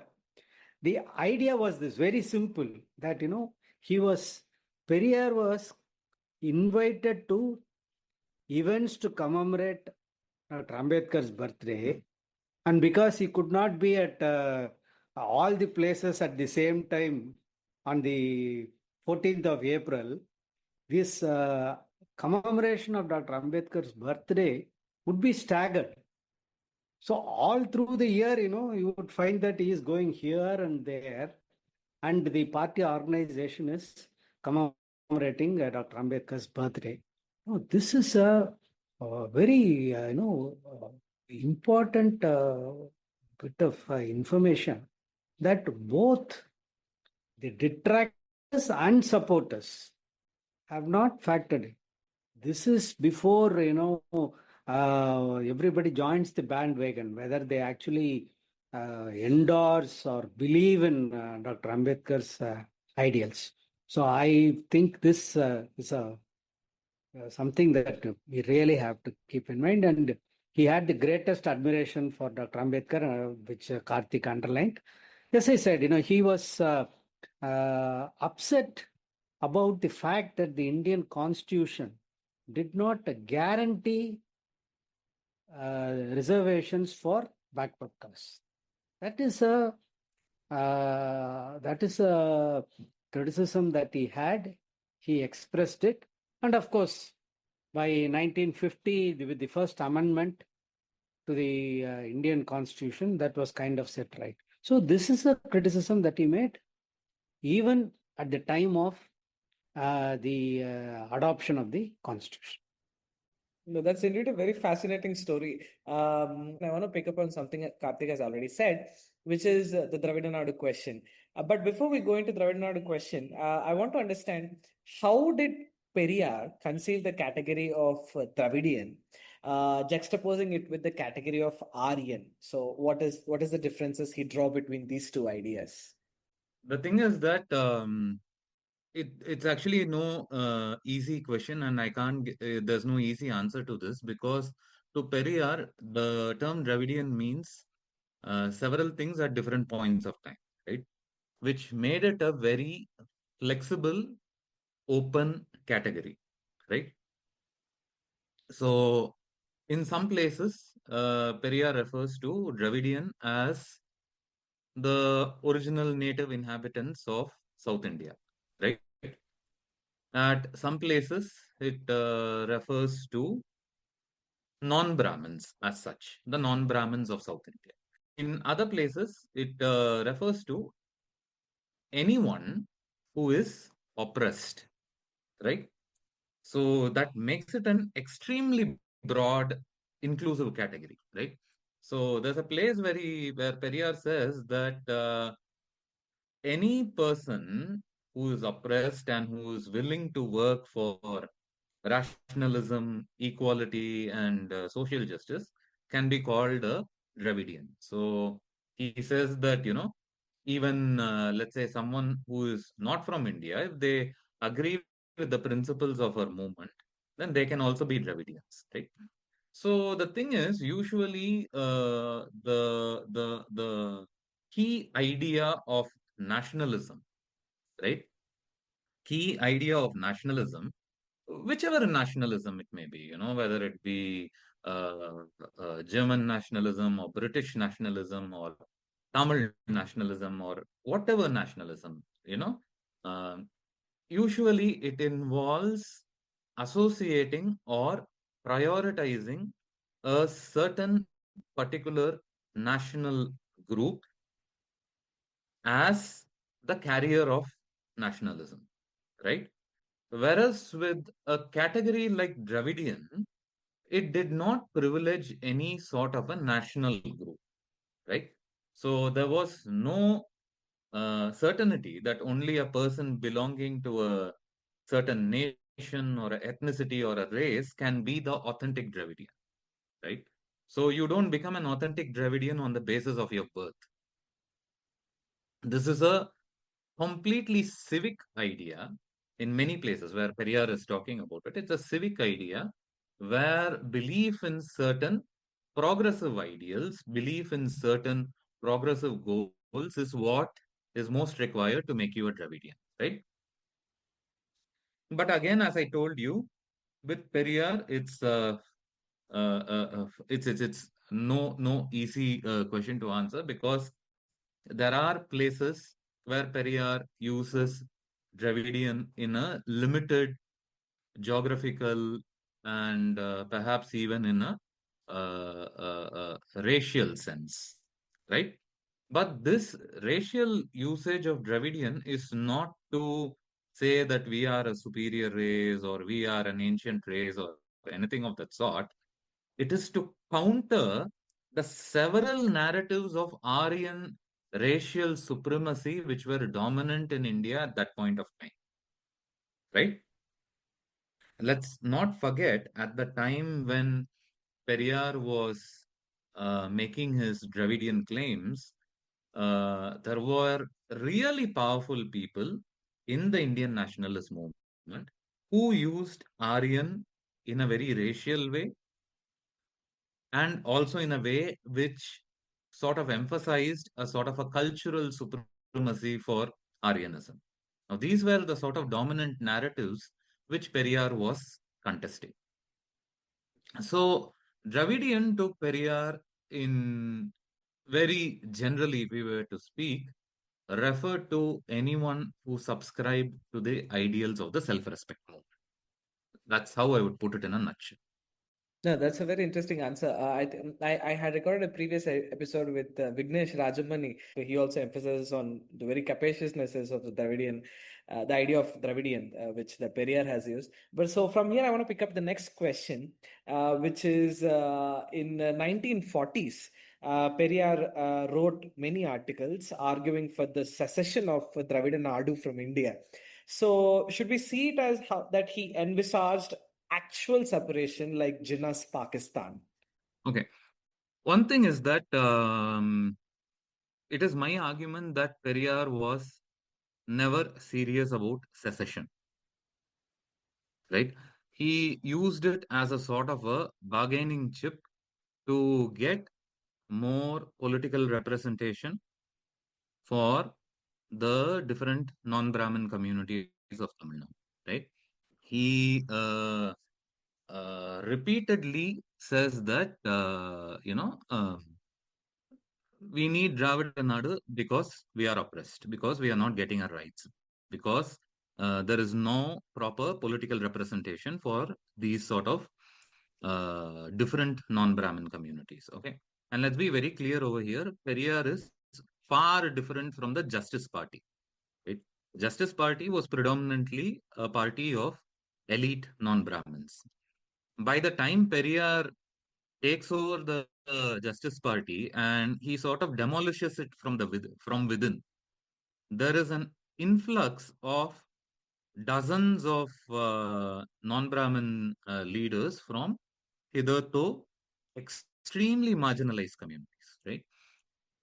So you have people like Annadurai, you have people like Karunanidhi, you have people like L.C. Gurusamy, you have people like, you know, Soundrapandya Nadar, who are all pushed to the forefront, to more prominent positions when Periyar takes over, right?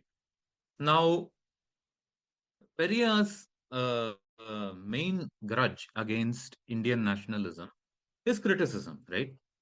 Whether it is completely true or not is a different thing, but his criticism is that the marginal non-Brahmin communities of India, of South India, or of the Madras presidency are not getting a fair deal, right?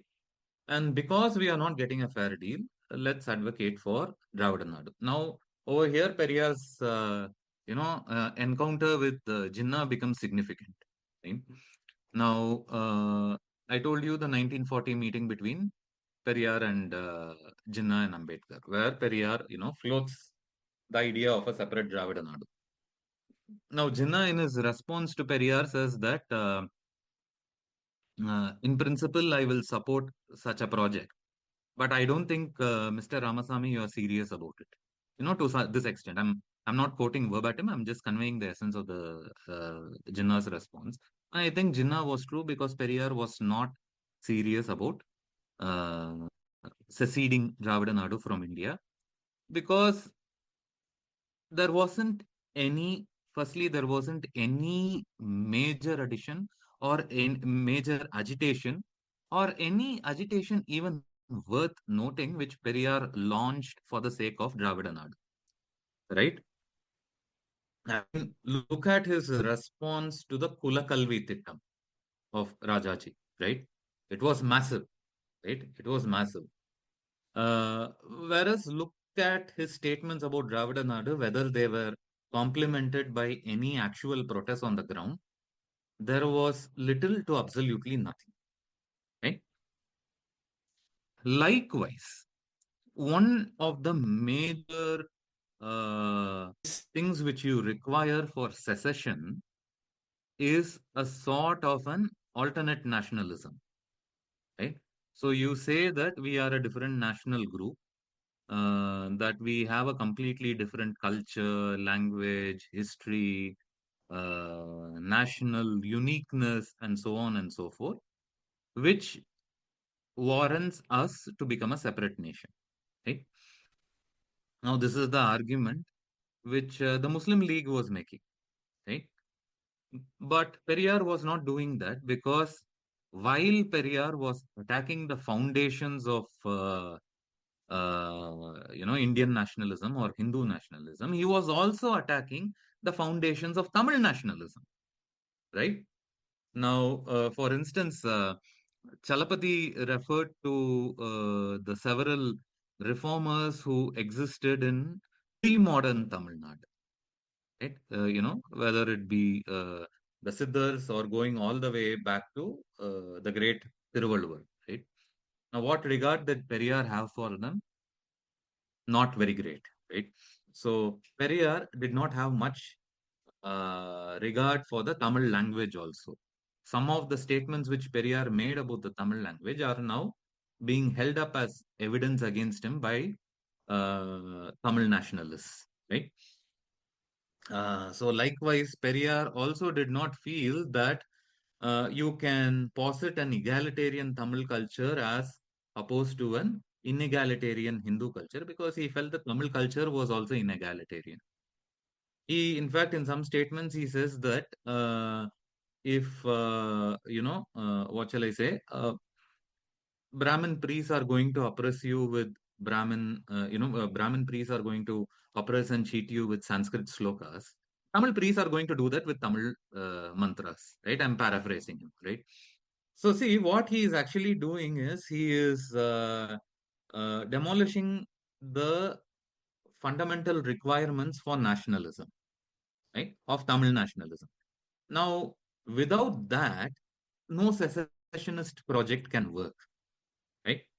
So, in a sense, I would say that Periyar was using Dravida Nadu purely as a sort of a bargaining chip, as a threat that, give us more empowerment, give us social reform, give us political representation, right? Or else we'll demand Dravida Nadu. So now, if anyone were to ask, what will you do for Dravida Nadu? He's not really going to do anything except press on these demands more, right? And there are also three particular historical moments in independent India where Periyar's political positions are extremely revealing about his commitment to Dravida Nadu, which is namely the 1962 Indo-China War, the 1965 Indo-Pakistan War, and the 1971 Indo-Pakistan War, right? In all these three occasions, Periyar was actually raising money for the Indian war effort. Now, why would a secessionist do this? So, I think this helps us look at Periyar and his advocacy of Dravida Nadu in a completely different way. Chalapathy, if I have missed anything, please. Yeah. So to add to what Karthik said, Periyar used this as a shock therapy. The demand for a separate state or separate nation was used as a kind of, as Karthik says, as a bargaining chip, or even more than a bargaining chip, to shock his political adversaries into taking his radical social agenda more seriously. So even at the height of the anti-Hindi agitation in 1938-39, Periyar actually says that no, I don't put much store by nation or language or anything for that matter. So you find that, so once the Dravida Nadu, it is a will of the West, right? It actually never was a serious demand. And when the Indian nation was formed, the question of Dravida Nadu basically dissipated. So he gives up the idea of Dravida Nadu. And when in the mid 50s, the idea for Dakshin Pradesh comes up during the linguistic reorganization of states. A state that would be a multilingual state, which is actually more or less coterminous with Dravida Nadu. Periyar not only opposes it, he in fact is the crucial person who influences Kamaraj and makes him drop that proposition. In fact, it happens, in the morning in Bangalore, in the AICC. Kamaraj says yes to Dakshin Pradesh. But by afternoon, he has changed his mind. Why? C. Subramaniam, who was Kamaraj's cabinet colleague, he writes in his memoirs that what had happened in between was that Periyar had sent him a telegram saying that, this is against the interests of the Tamil people and the entire oppressed classes. So later, when the linguistic reorganization of states happens, Periyar not only drops the idea of this notional demand of Dravida Nadu, he instead uses the idea of demand for a separate Tamil Nadu. But once again, you see that this is a bargaining chip. He said, if you don't give the Shudras their rights, if you don't permit temple entry, if you don't let them be, priests in the agamic temples, if you don't give them reservation, if you don't give us our political rights, then I would be forced to raise a demand for a separate state. It is always a conditional demand. And as Karthik has emphasized, he did not lead a single agitation or any protest activity towards that end. All his protests were aimed at specific demands of social rights and for equality. And that I would say is, that is why, as Karthik has mentioned, the Tamil nationalists of today, who have a very, very regressive social agenda, they are the ones who are attacking Periyar for not being secessionist. I think that would be my response to your question. No, it almost seems like Periyar spared none and nothing. At the same time, he received it from the other end also. He was spared by none. Yes. It's a very interesting paradox to look at. Now I want to pick up this important question, which is about Periyar's second marriage with Maniammai. Maniammai was 32 when Periyar married her, and Periyar was at the age of 70. And his marriage with Maniammai is very much impacted the Periyar's understanding of women's question also. Another larger accusation is Maniammai is his daughter, that misinformation that flows around. Could you reflect on this Maniammai issue, and how did that has impacted the Dravidian movement as a whole? So this, one of the important contributions that our volume makes is that, Karthik and Vilasini have written a chapter where Maniammai figures very prominently. I would say that, Maniammai was got a raw deal. Also because I think first reason is that Periyar's first wife, Nagamai, was an amazing personality. She was Periyar's equal in every sense, giving him a tough time, keeping him on his toes. This much is attested to by everybody.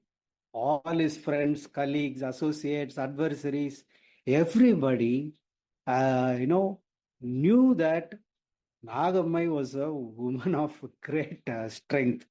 And she was also, very politically aware. She took active part in the Vaikam Satyagraha. So as early as in 1924, she takes part in the Vaikam Satyagraha. When Periyar is in prison, she breaks the corridor, the barricade, police barricade, and goes along with the Yedava woman onto the streets, and she is stopped. So that kind of a strong personality she was, and so her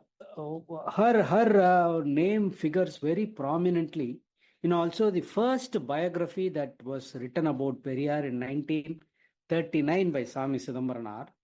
And also this book used information provided by Nagamai herself to Swami Chidambaram, the biographer's wife. And everybody remembers the great obituary, the tearful and emotional obituary that Periyar wrote when Nagamai died in 1933. Okay. So what happens when Maniammai and Periyar get married in 1949 is that not only Periyar's detractors, but also his supporters who are looking for a different political path to follow, they chose to paint Maniammai in very traditional colors. That is a very, very sad part of the whole story. They made her out into some kind of, seductress who led Periyar arrest. So first we have to remember, what we have to remember is, first Nagamai was not a child. She was the daughter of a prominent Justice Party non-Brahmin personality. She was aware of and well read in the ideology of the movement. As early as in 1943-44, she wrote a series of strong rationalist articles in Periyar's Kudiyarasu. And then later she joined the movement, and later she became Periyar's secretary or assistant or whatever you want to call it. As early as in 1944, we have evidence that Periyar presented Maniammai with the gift of a huge encyclopedia, Tamil encyclopedia called Abhidhana Sindhamani, a 1,000-page encyclopedia. So, right from the beginning, there was a intellectual connect. Periyar also acted as a mentor. Now, the other aspect that we should not forget is that, Periyar is not a, avatar who descended from heaven, whose only task in life was, service to the people. Yeah, he was a human being, as he himself acknowledged. What happened after Nagammai's death in 1933 was that, he had no children, and he had such a busy life, as we have already discussed. He was such a busy man, traveling from place to place, having a tough schedule, running a journal, speaking engagements, debates with associates, politics, everything. He had practically nobody to take care of. So, in fact, one of the few people who mentioned this point is one of his old sub-editors called Manavai Ray Thirumalai Chami, who said that, Periyar, over the last 10, 15 years, he says, he writes in 1949, there was nobody to, ask him if he had had his meal or if he had had a cup of coffee. So after Maniammai entered the picture and she became his assistant, she took great care of this man he was by the time he was quite old. And we should not forget that in those days, 45 or 50 years counted as old age. Periyar writes in 1933 that, I am an old man. In the few years that I have left to live, I am going to do more of social work. That's what he says. So after Maniammai comes into his life, there is some order, there is somebody who takes care of him. And so at one point, we don't know what transpired between the two. But this is not, a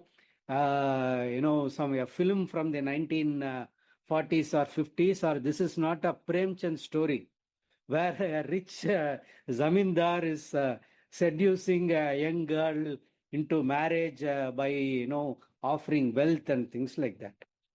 It was actually a marriage of equals. And in fact, as you can see in the subsequent years, Maniammai plays a very important role in kind of disciplining Periyar. Not only ensuring, care and other, creature comforts, she also disciplines him. And you find, wherever she went, she ensured that he traveled in reasonable comfort. There was medical help. And as I have already mentioned, she sold books. She wrote in the Vidudalai and Kudiyarasu. She took part in agitations. She courted arrest. She faced court cases. So in all respects, she was his associate and colleague. Here I want to also make a polemical point. Bertrand Russell gets married for the 6th time at the age of 86. Nobody accuses him of, becoming, falling prey to carnal desires. Even if that is not actually a crime, nobody asks Bertrand Russell why he gets married for a 6th time at the age of 84 or 86. That is one point. But final point I want to make is one of the leading poet of the Dravidian movement was Bharatidasan. He was a close friend of Periyar. He was barely 10, 12 years younger to Periyar.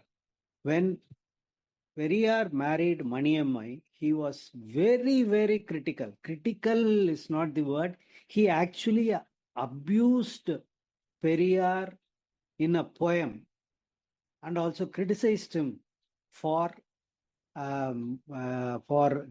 getting into what was called a mismatched marriage. But that very same Bharatidasan, in 1958, he says, Periyar is moving about. If Periyar is active, if Periyar continues to be our leader, it is solely because of Maniammai. And so I think the one of the important contributions that this book makes is, bringing Maniammai squarely into the life and political career of Periyar, and I'm really deeply grateful to my co-editor and his co-author for contributing this chapter. And Maniammai's life after Periyar. It's not as though, after Periyar died in 1973, she leads the party. She faces the emergency. She leads agitations. She leads a Ravana Leela agitation. She writes to the Prime Minister of India, Indira Gandhi, at that time. And it is because of her, untiring work that she dies rather prematurely. She was, how old was she when she passed away? She was about less than 60. Yeah, 58, I think. She passed away when she was 58. She had a heart ailment, but despite that, she had a very active political life. She managed the various institutions. She was an outstanding organizer. So this is one. And here I also want, this is infra dig to even respond to this. WhatsApp is full of nonsense and muck. Saying that, Maniammai was Periyar's daughter. How does one even respond to this kind of, calumny and abuse and plain perverse imagination? Karthik, you want to add something? I want to add something which is politically incorrect, but it's also addressed in your chapter a bit, so I want to add it, which is that um, much calumny on Periyar and Maniammai, unfortunately, at that time was thrown by the DMK. Yeah. Do you agree, Chalapathy? What I mean, I have written it. I have put it on paper. Yes, So I exactly, right? think, yeah, Yes. absolutely. If I think I am also speaking very much for Karthik, Mm. while both of us have the greatest admiration for Periyar, and we have an emotional connect to him, I would say, with a very, very sincerely and honestly, that we have been true to the cardinal principles of academic and disciplinarian protocols. We have tried our best to be even-handed. We have tried to make points which might not necessarily make all of Periyar's admirers happy. Of course, we are not in the business of pleasing Periyar's detractors. That is not the task that we have taken up. But while saying that, we have tried to present Periyar with all his inconsistencies and ups and downs, because this is precisely what Periyar himself said.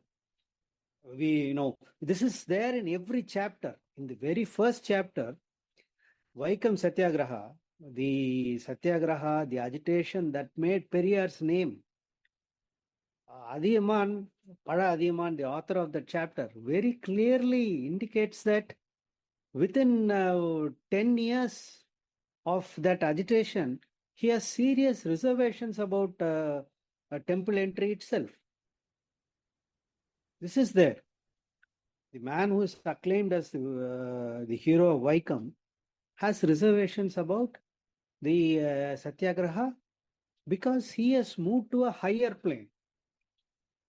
So in each of these chapters, we have tried to be even-handed.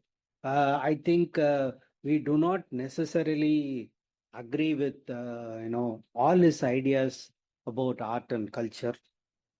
The whole range of disagreements have been expressed, and we believe that Periyar, this would only make Periyar happy, and actually he would be even more happy if we had been even more critical. Can't agree more with you on this point, Professor Chalapathy. I think one point which is just spoken has caught my attention. That is, DMK also played a role in throwing mud at Periyar's relationship with Maniammai and hence Periyar. Can we take a broader view of this particular question and look at what is the relationship between DMK and Periyar? And also, along with that, relationship between Periyar and Annadurai, another tall leader of Tamil Nadu politics.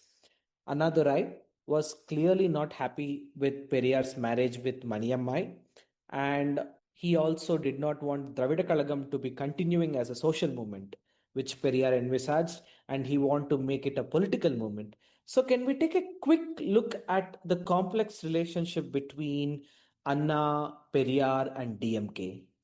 Okay. So I think our admiration for Anna is only matched by our admiration for Periyar. So Anna was a very different kind of personality.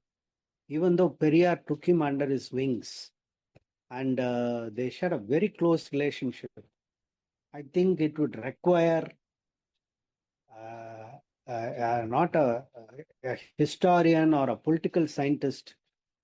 I don't think would be able to do justice to the nature of that relationship. I think only in the hands of a master novelist, can this relationship be explained. But we cannot wait for that artist to emerge.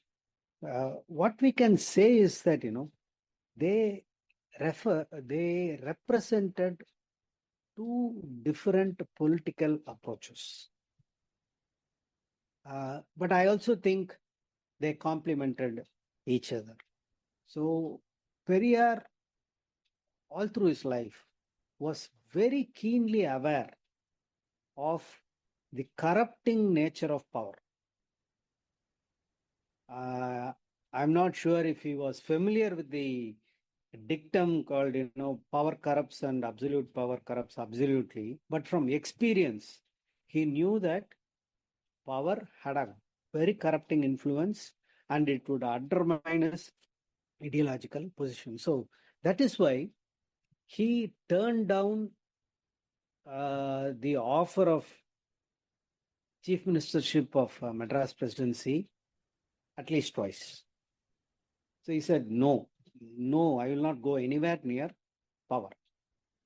But this was at odds with the aspirations of the non-Brahmin, new generation of non-Brahmin, youth and caste. So they were not in the business just to watch others enjoy power. The will to power is a very, very legitimate right. So I think Anna represented it. Anna himself was not personally inclined to, seek power. That is a consistent pattern that we see in Anna's life.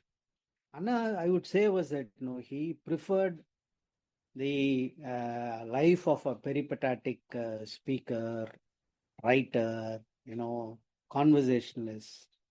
But he became the leader of a huge section of the people who sought political power, and they saw Anna as that leader. So Anna took the lead.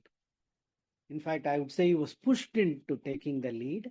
And I would say that in one sense, it was unfortunate that the proximate cause for the split was the marriage. And as I said, as Karthik also emphasized, while Periyar represented and articulated very radical feminist ideas and anti-patriarchal ideas, the criticism of the marriage was couched in the most conventional, regressive, anti-woman language. So that is certainly was backsliding, and it was done purely because of political expediency. This is a point that I think needs to be underlined, and that continues to inform a very major stream of DMK politics. to this day. There is no gainsaying that fact. So that is one aspect. But the relationship between Anna and Periyar, I cannot but cite one story that Anna himself wrote. So there is nobody better to write about that. He wrote a story just before his break with Periyar called Rajapat Rangadurai. So he uses a story of a drama company where there is the proprietor or impresario of the drama company, and there is a star actor. How the relationship between the two sours, especially because of the people surrounding the impresario, and how they feed stories into his ear, and how they poison his ears, and how that relationship sours and how he becomes disillusioned. It's a brilliant story that Anna writes. It gives you deep insight into the nature of their relationship. They traveled together. Anna translated Periyar's speeches. He acted as the interpreter between Periyar and M.N. Roy. So Periyar was an organic intellectual rooted in the Tamil soil. Anna represented a kind of intellectual who was abreast with the intellectual trends and political trends across the world. He knew what was happening in America. He knew what was happening in South Africa. He knew what was the process of decolonization in Africa. He had an understanding of Bandung. He had an understanding of the trends within Marxism and communism. He had a view on post-war Japan. His knowledge and his understanding of global politics and global thought is simply fascinating, and it is also very humbling. We present day scholars who think that giving talks at Oxbridge and giving talks in Ivy League colleges, we boast of our engagement with global scholarship. It is a humbling experience to read Anna's weekly epistles to his cadre, where he explains the most complex thoughts and most complex political processes in the most engaging of language. He's a real master, and I feel that the academic world has only now woken up to Periyar.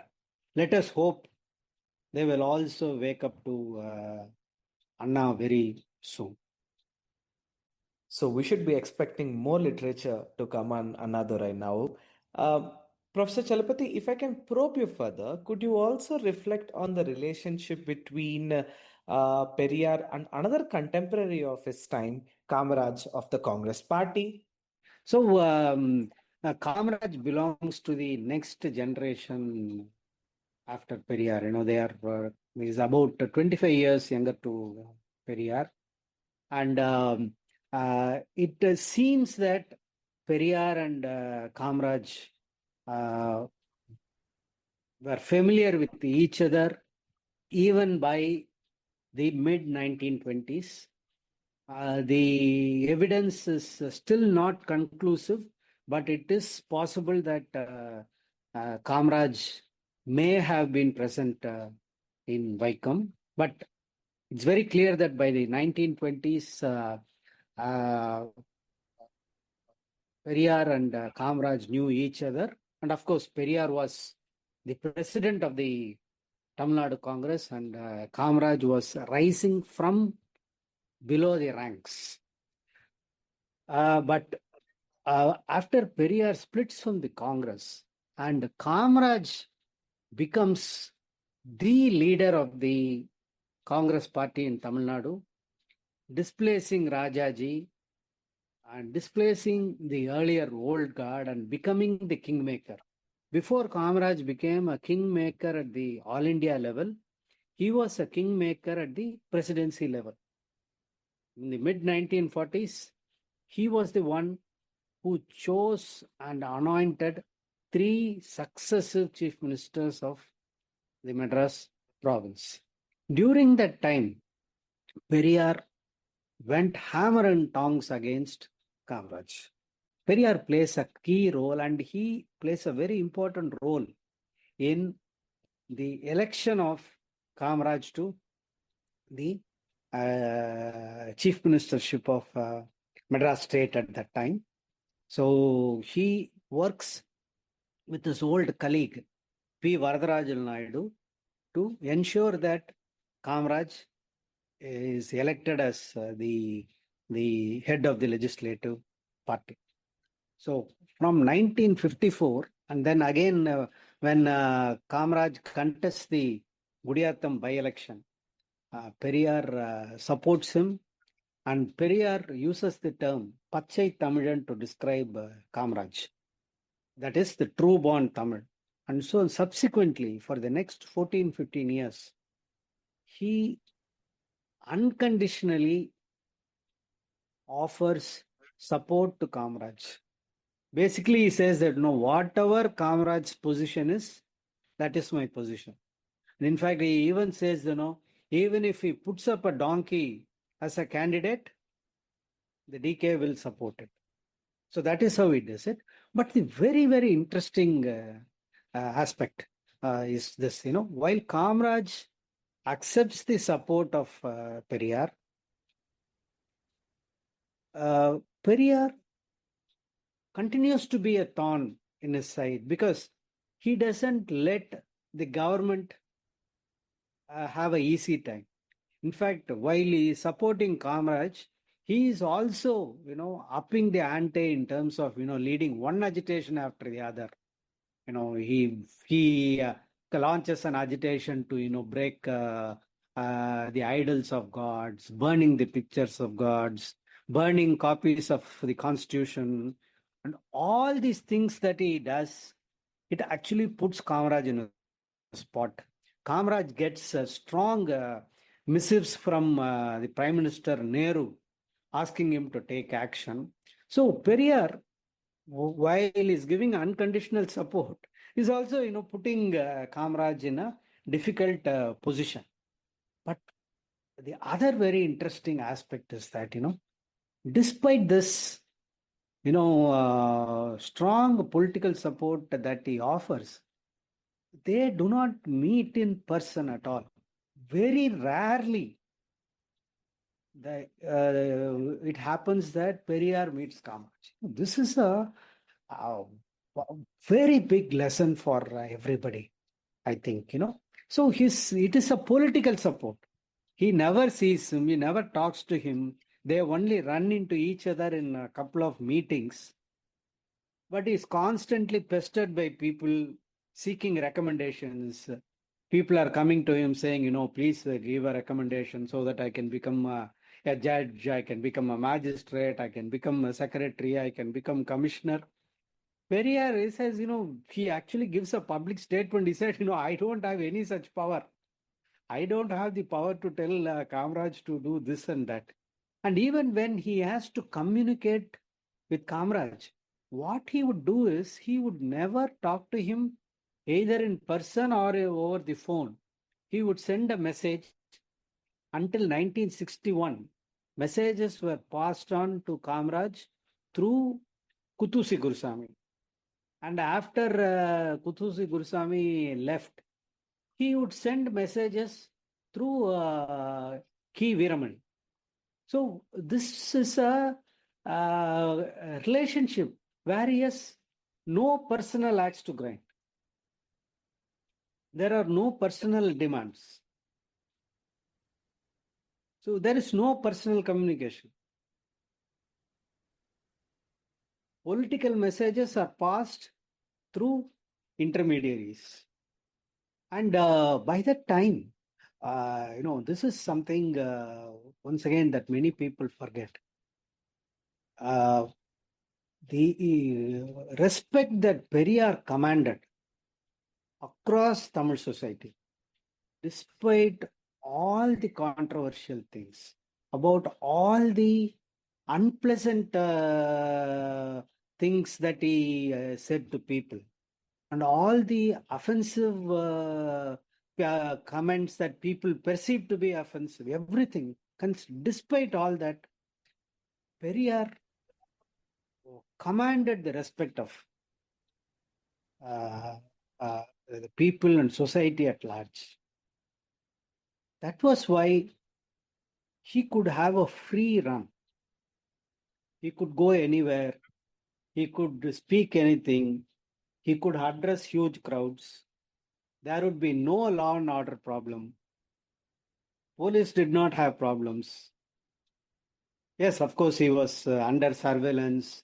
He was, all his speeches were reported dutifully to the government.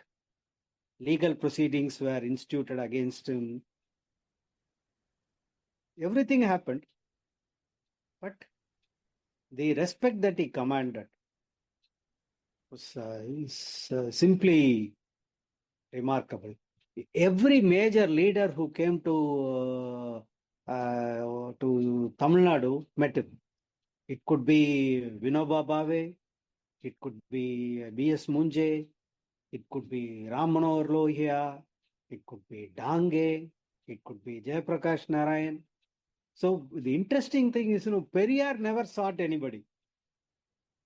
He never went to meet anybody. It was those leaders who came to see him.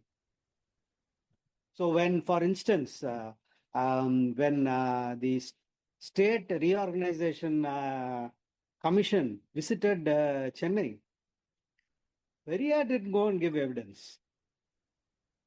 The commission came to his house. Sardar K.M. Panikkar visited him in his house. So we have to understand this. So if he was just seen simply as, an anti-national, anti-secessionist, pro-secessionist, atheist, abusive man, that simply was not the case. It was always that, all the big leaders went and saw him, and all the relationships were, marked by a great amount of courtesy and mutual respect.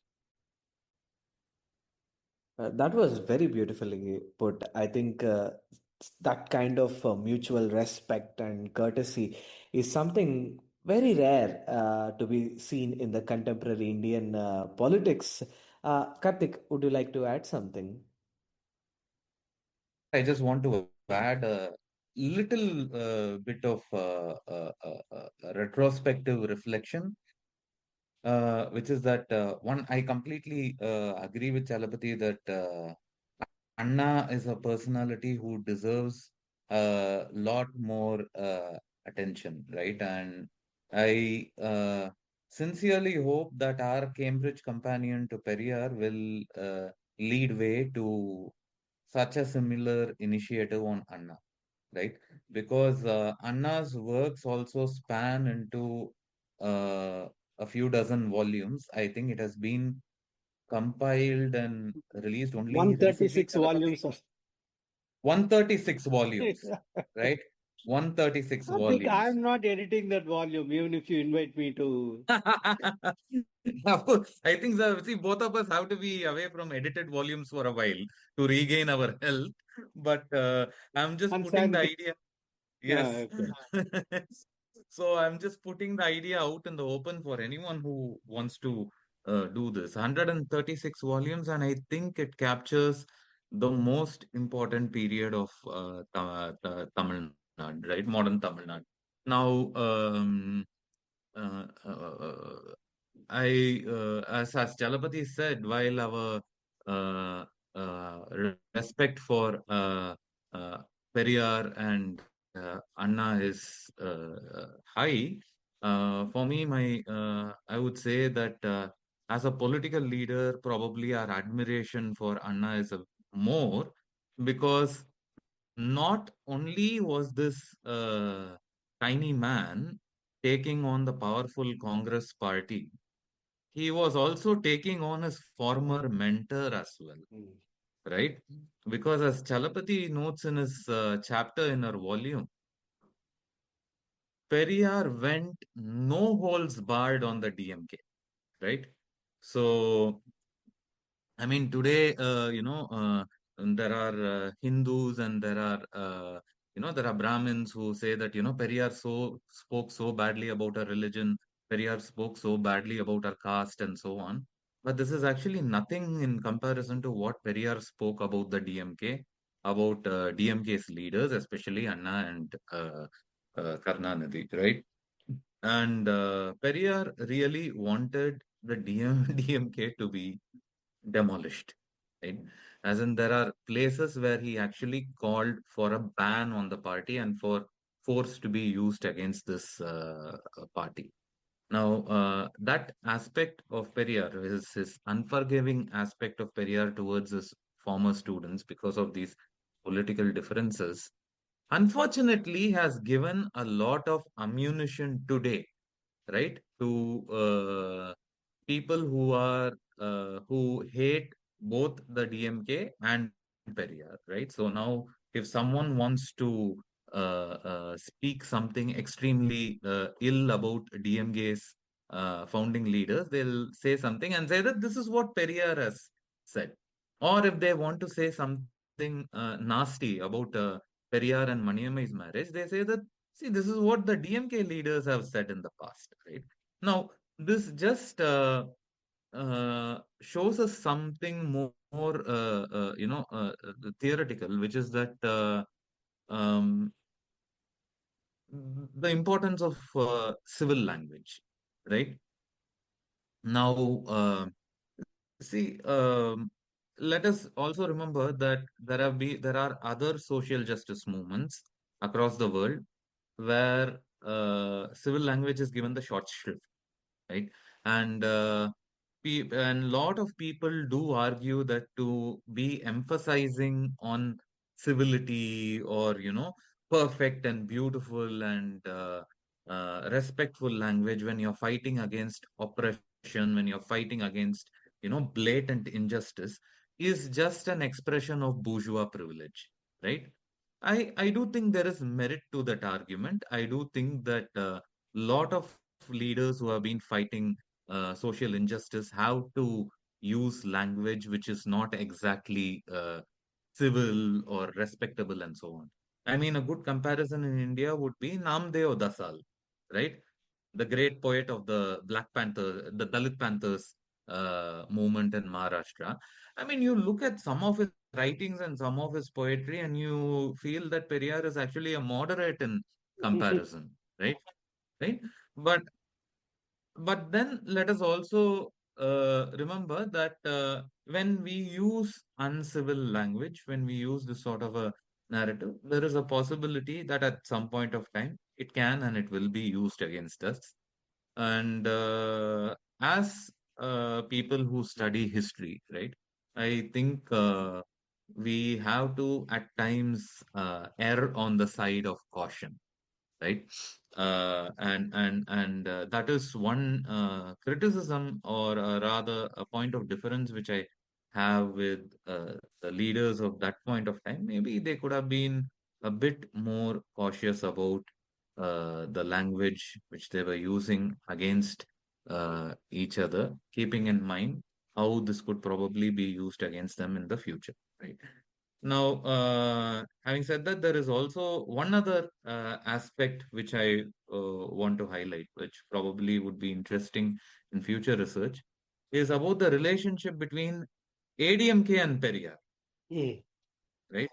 Because DMK is seen by themselves and by intellectuals who are pro-DMK as being the natural successor of Periyar, right?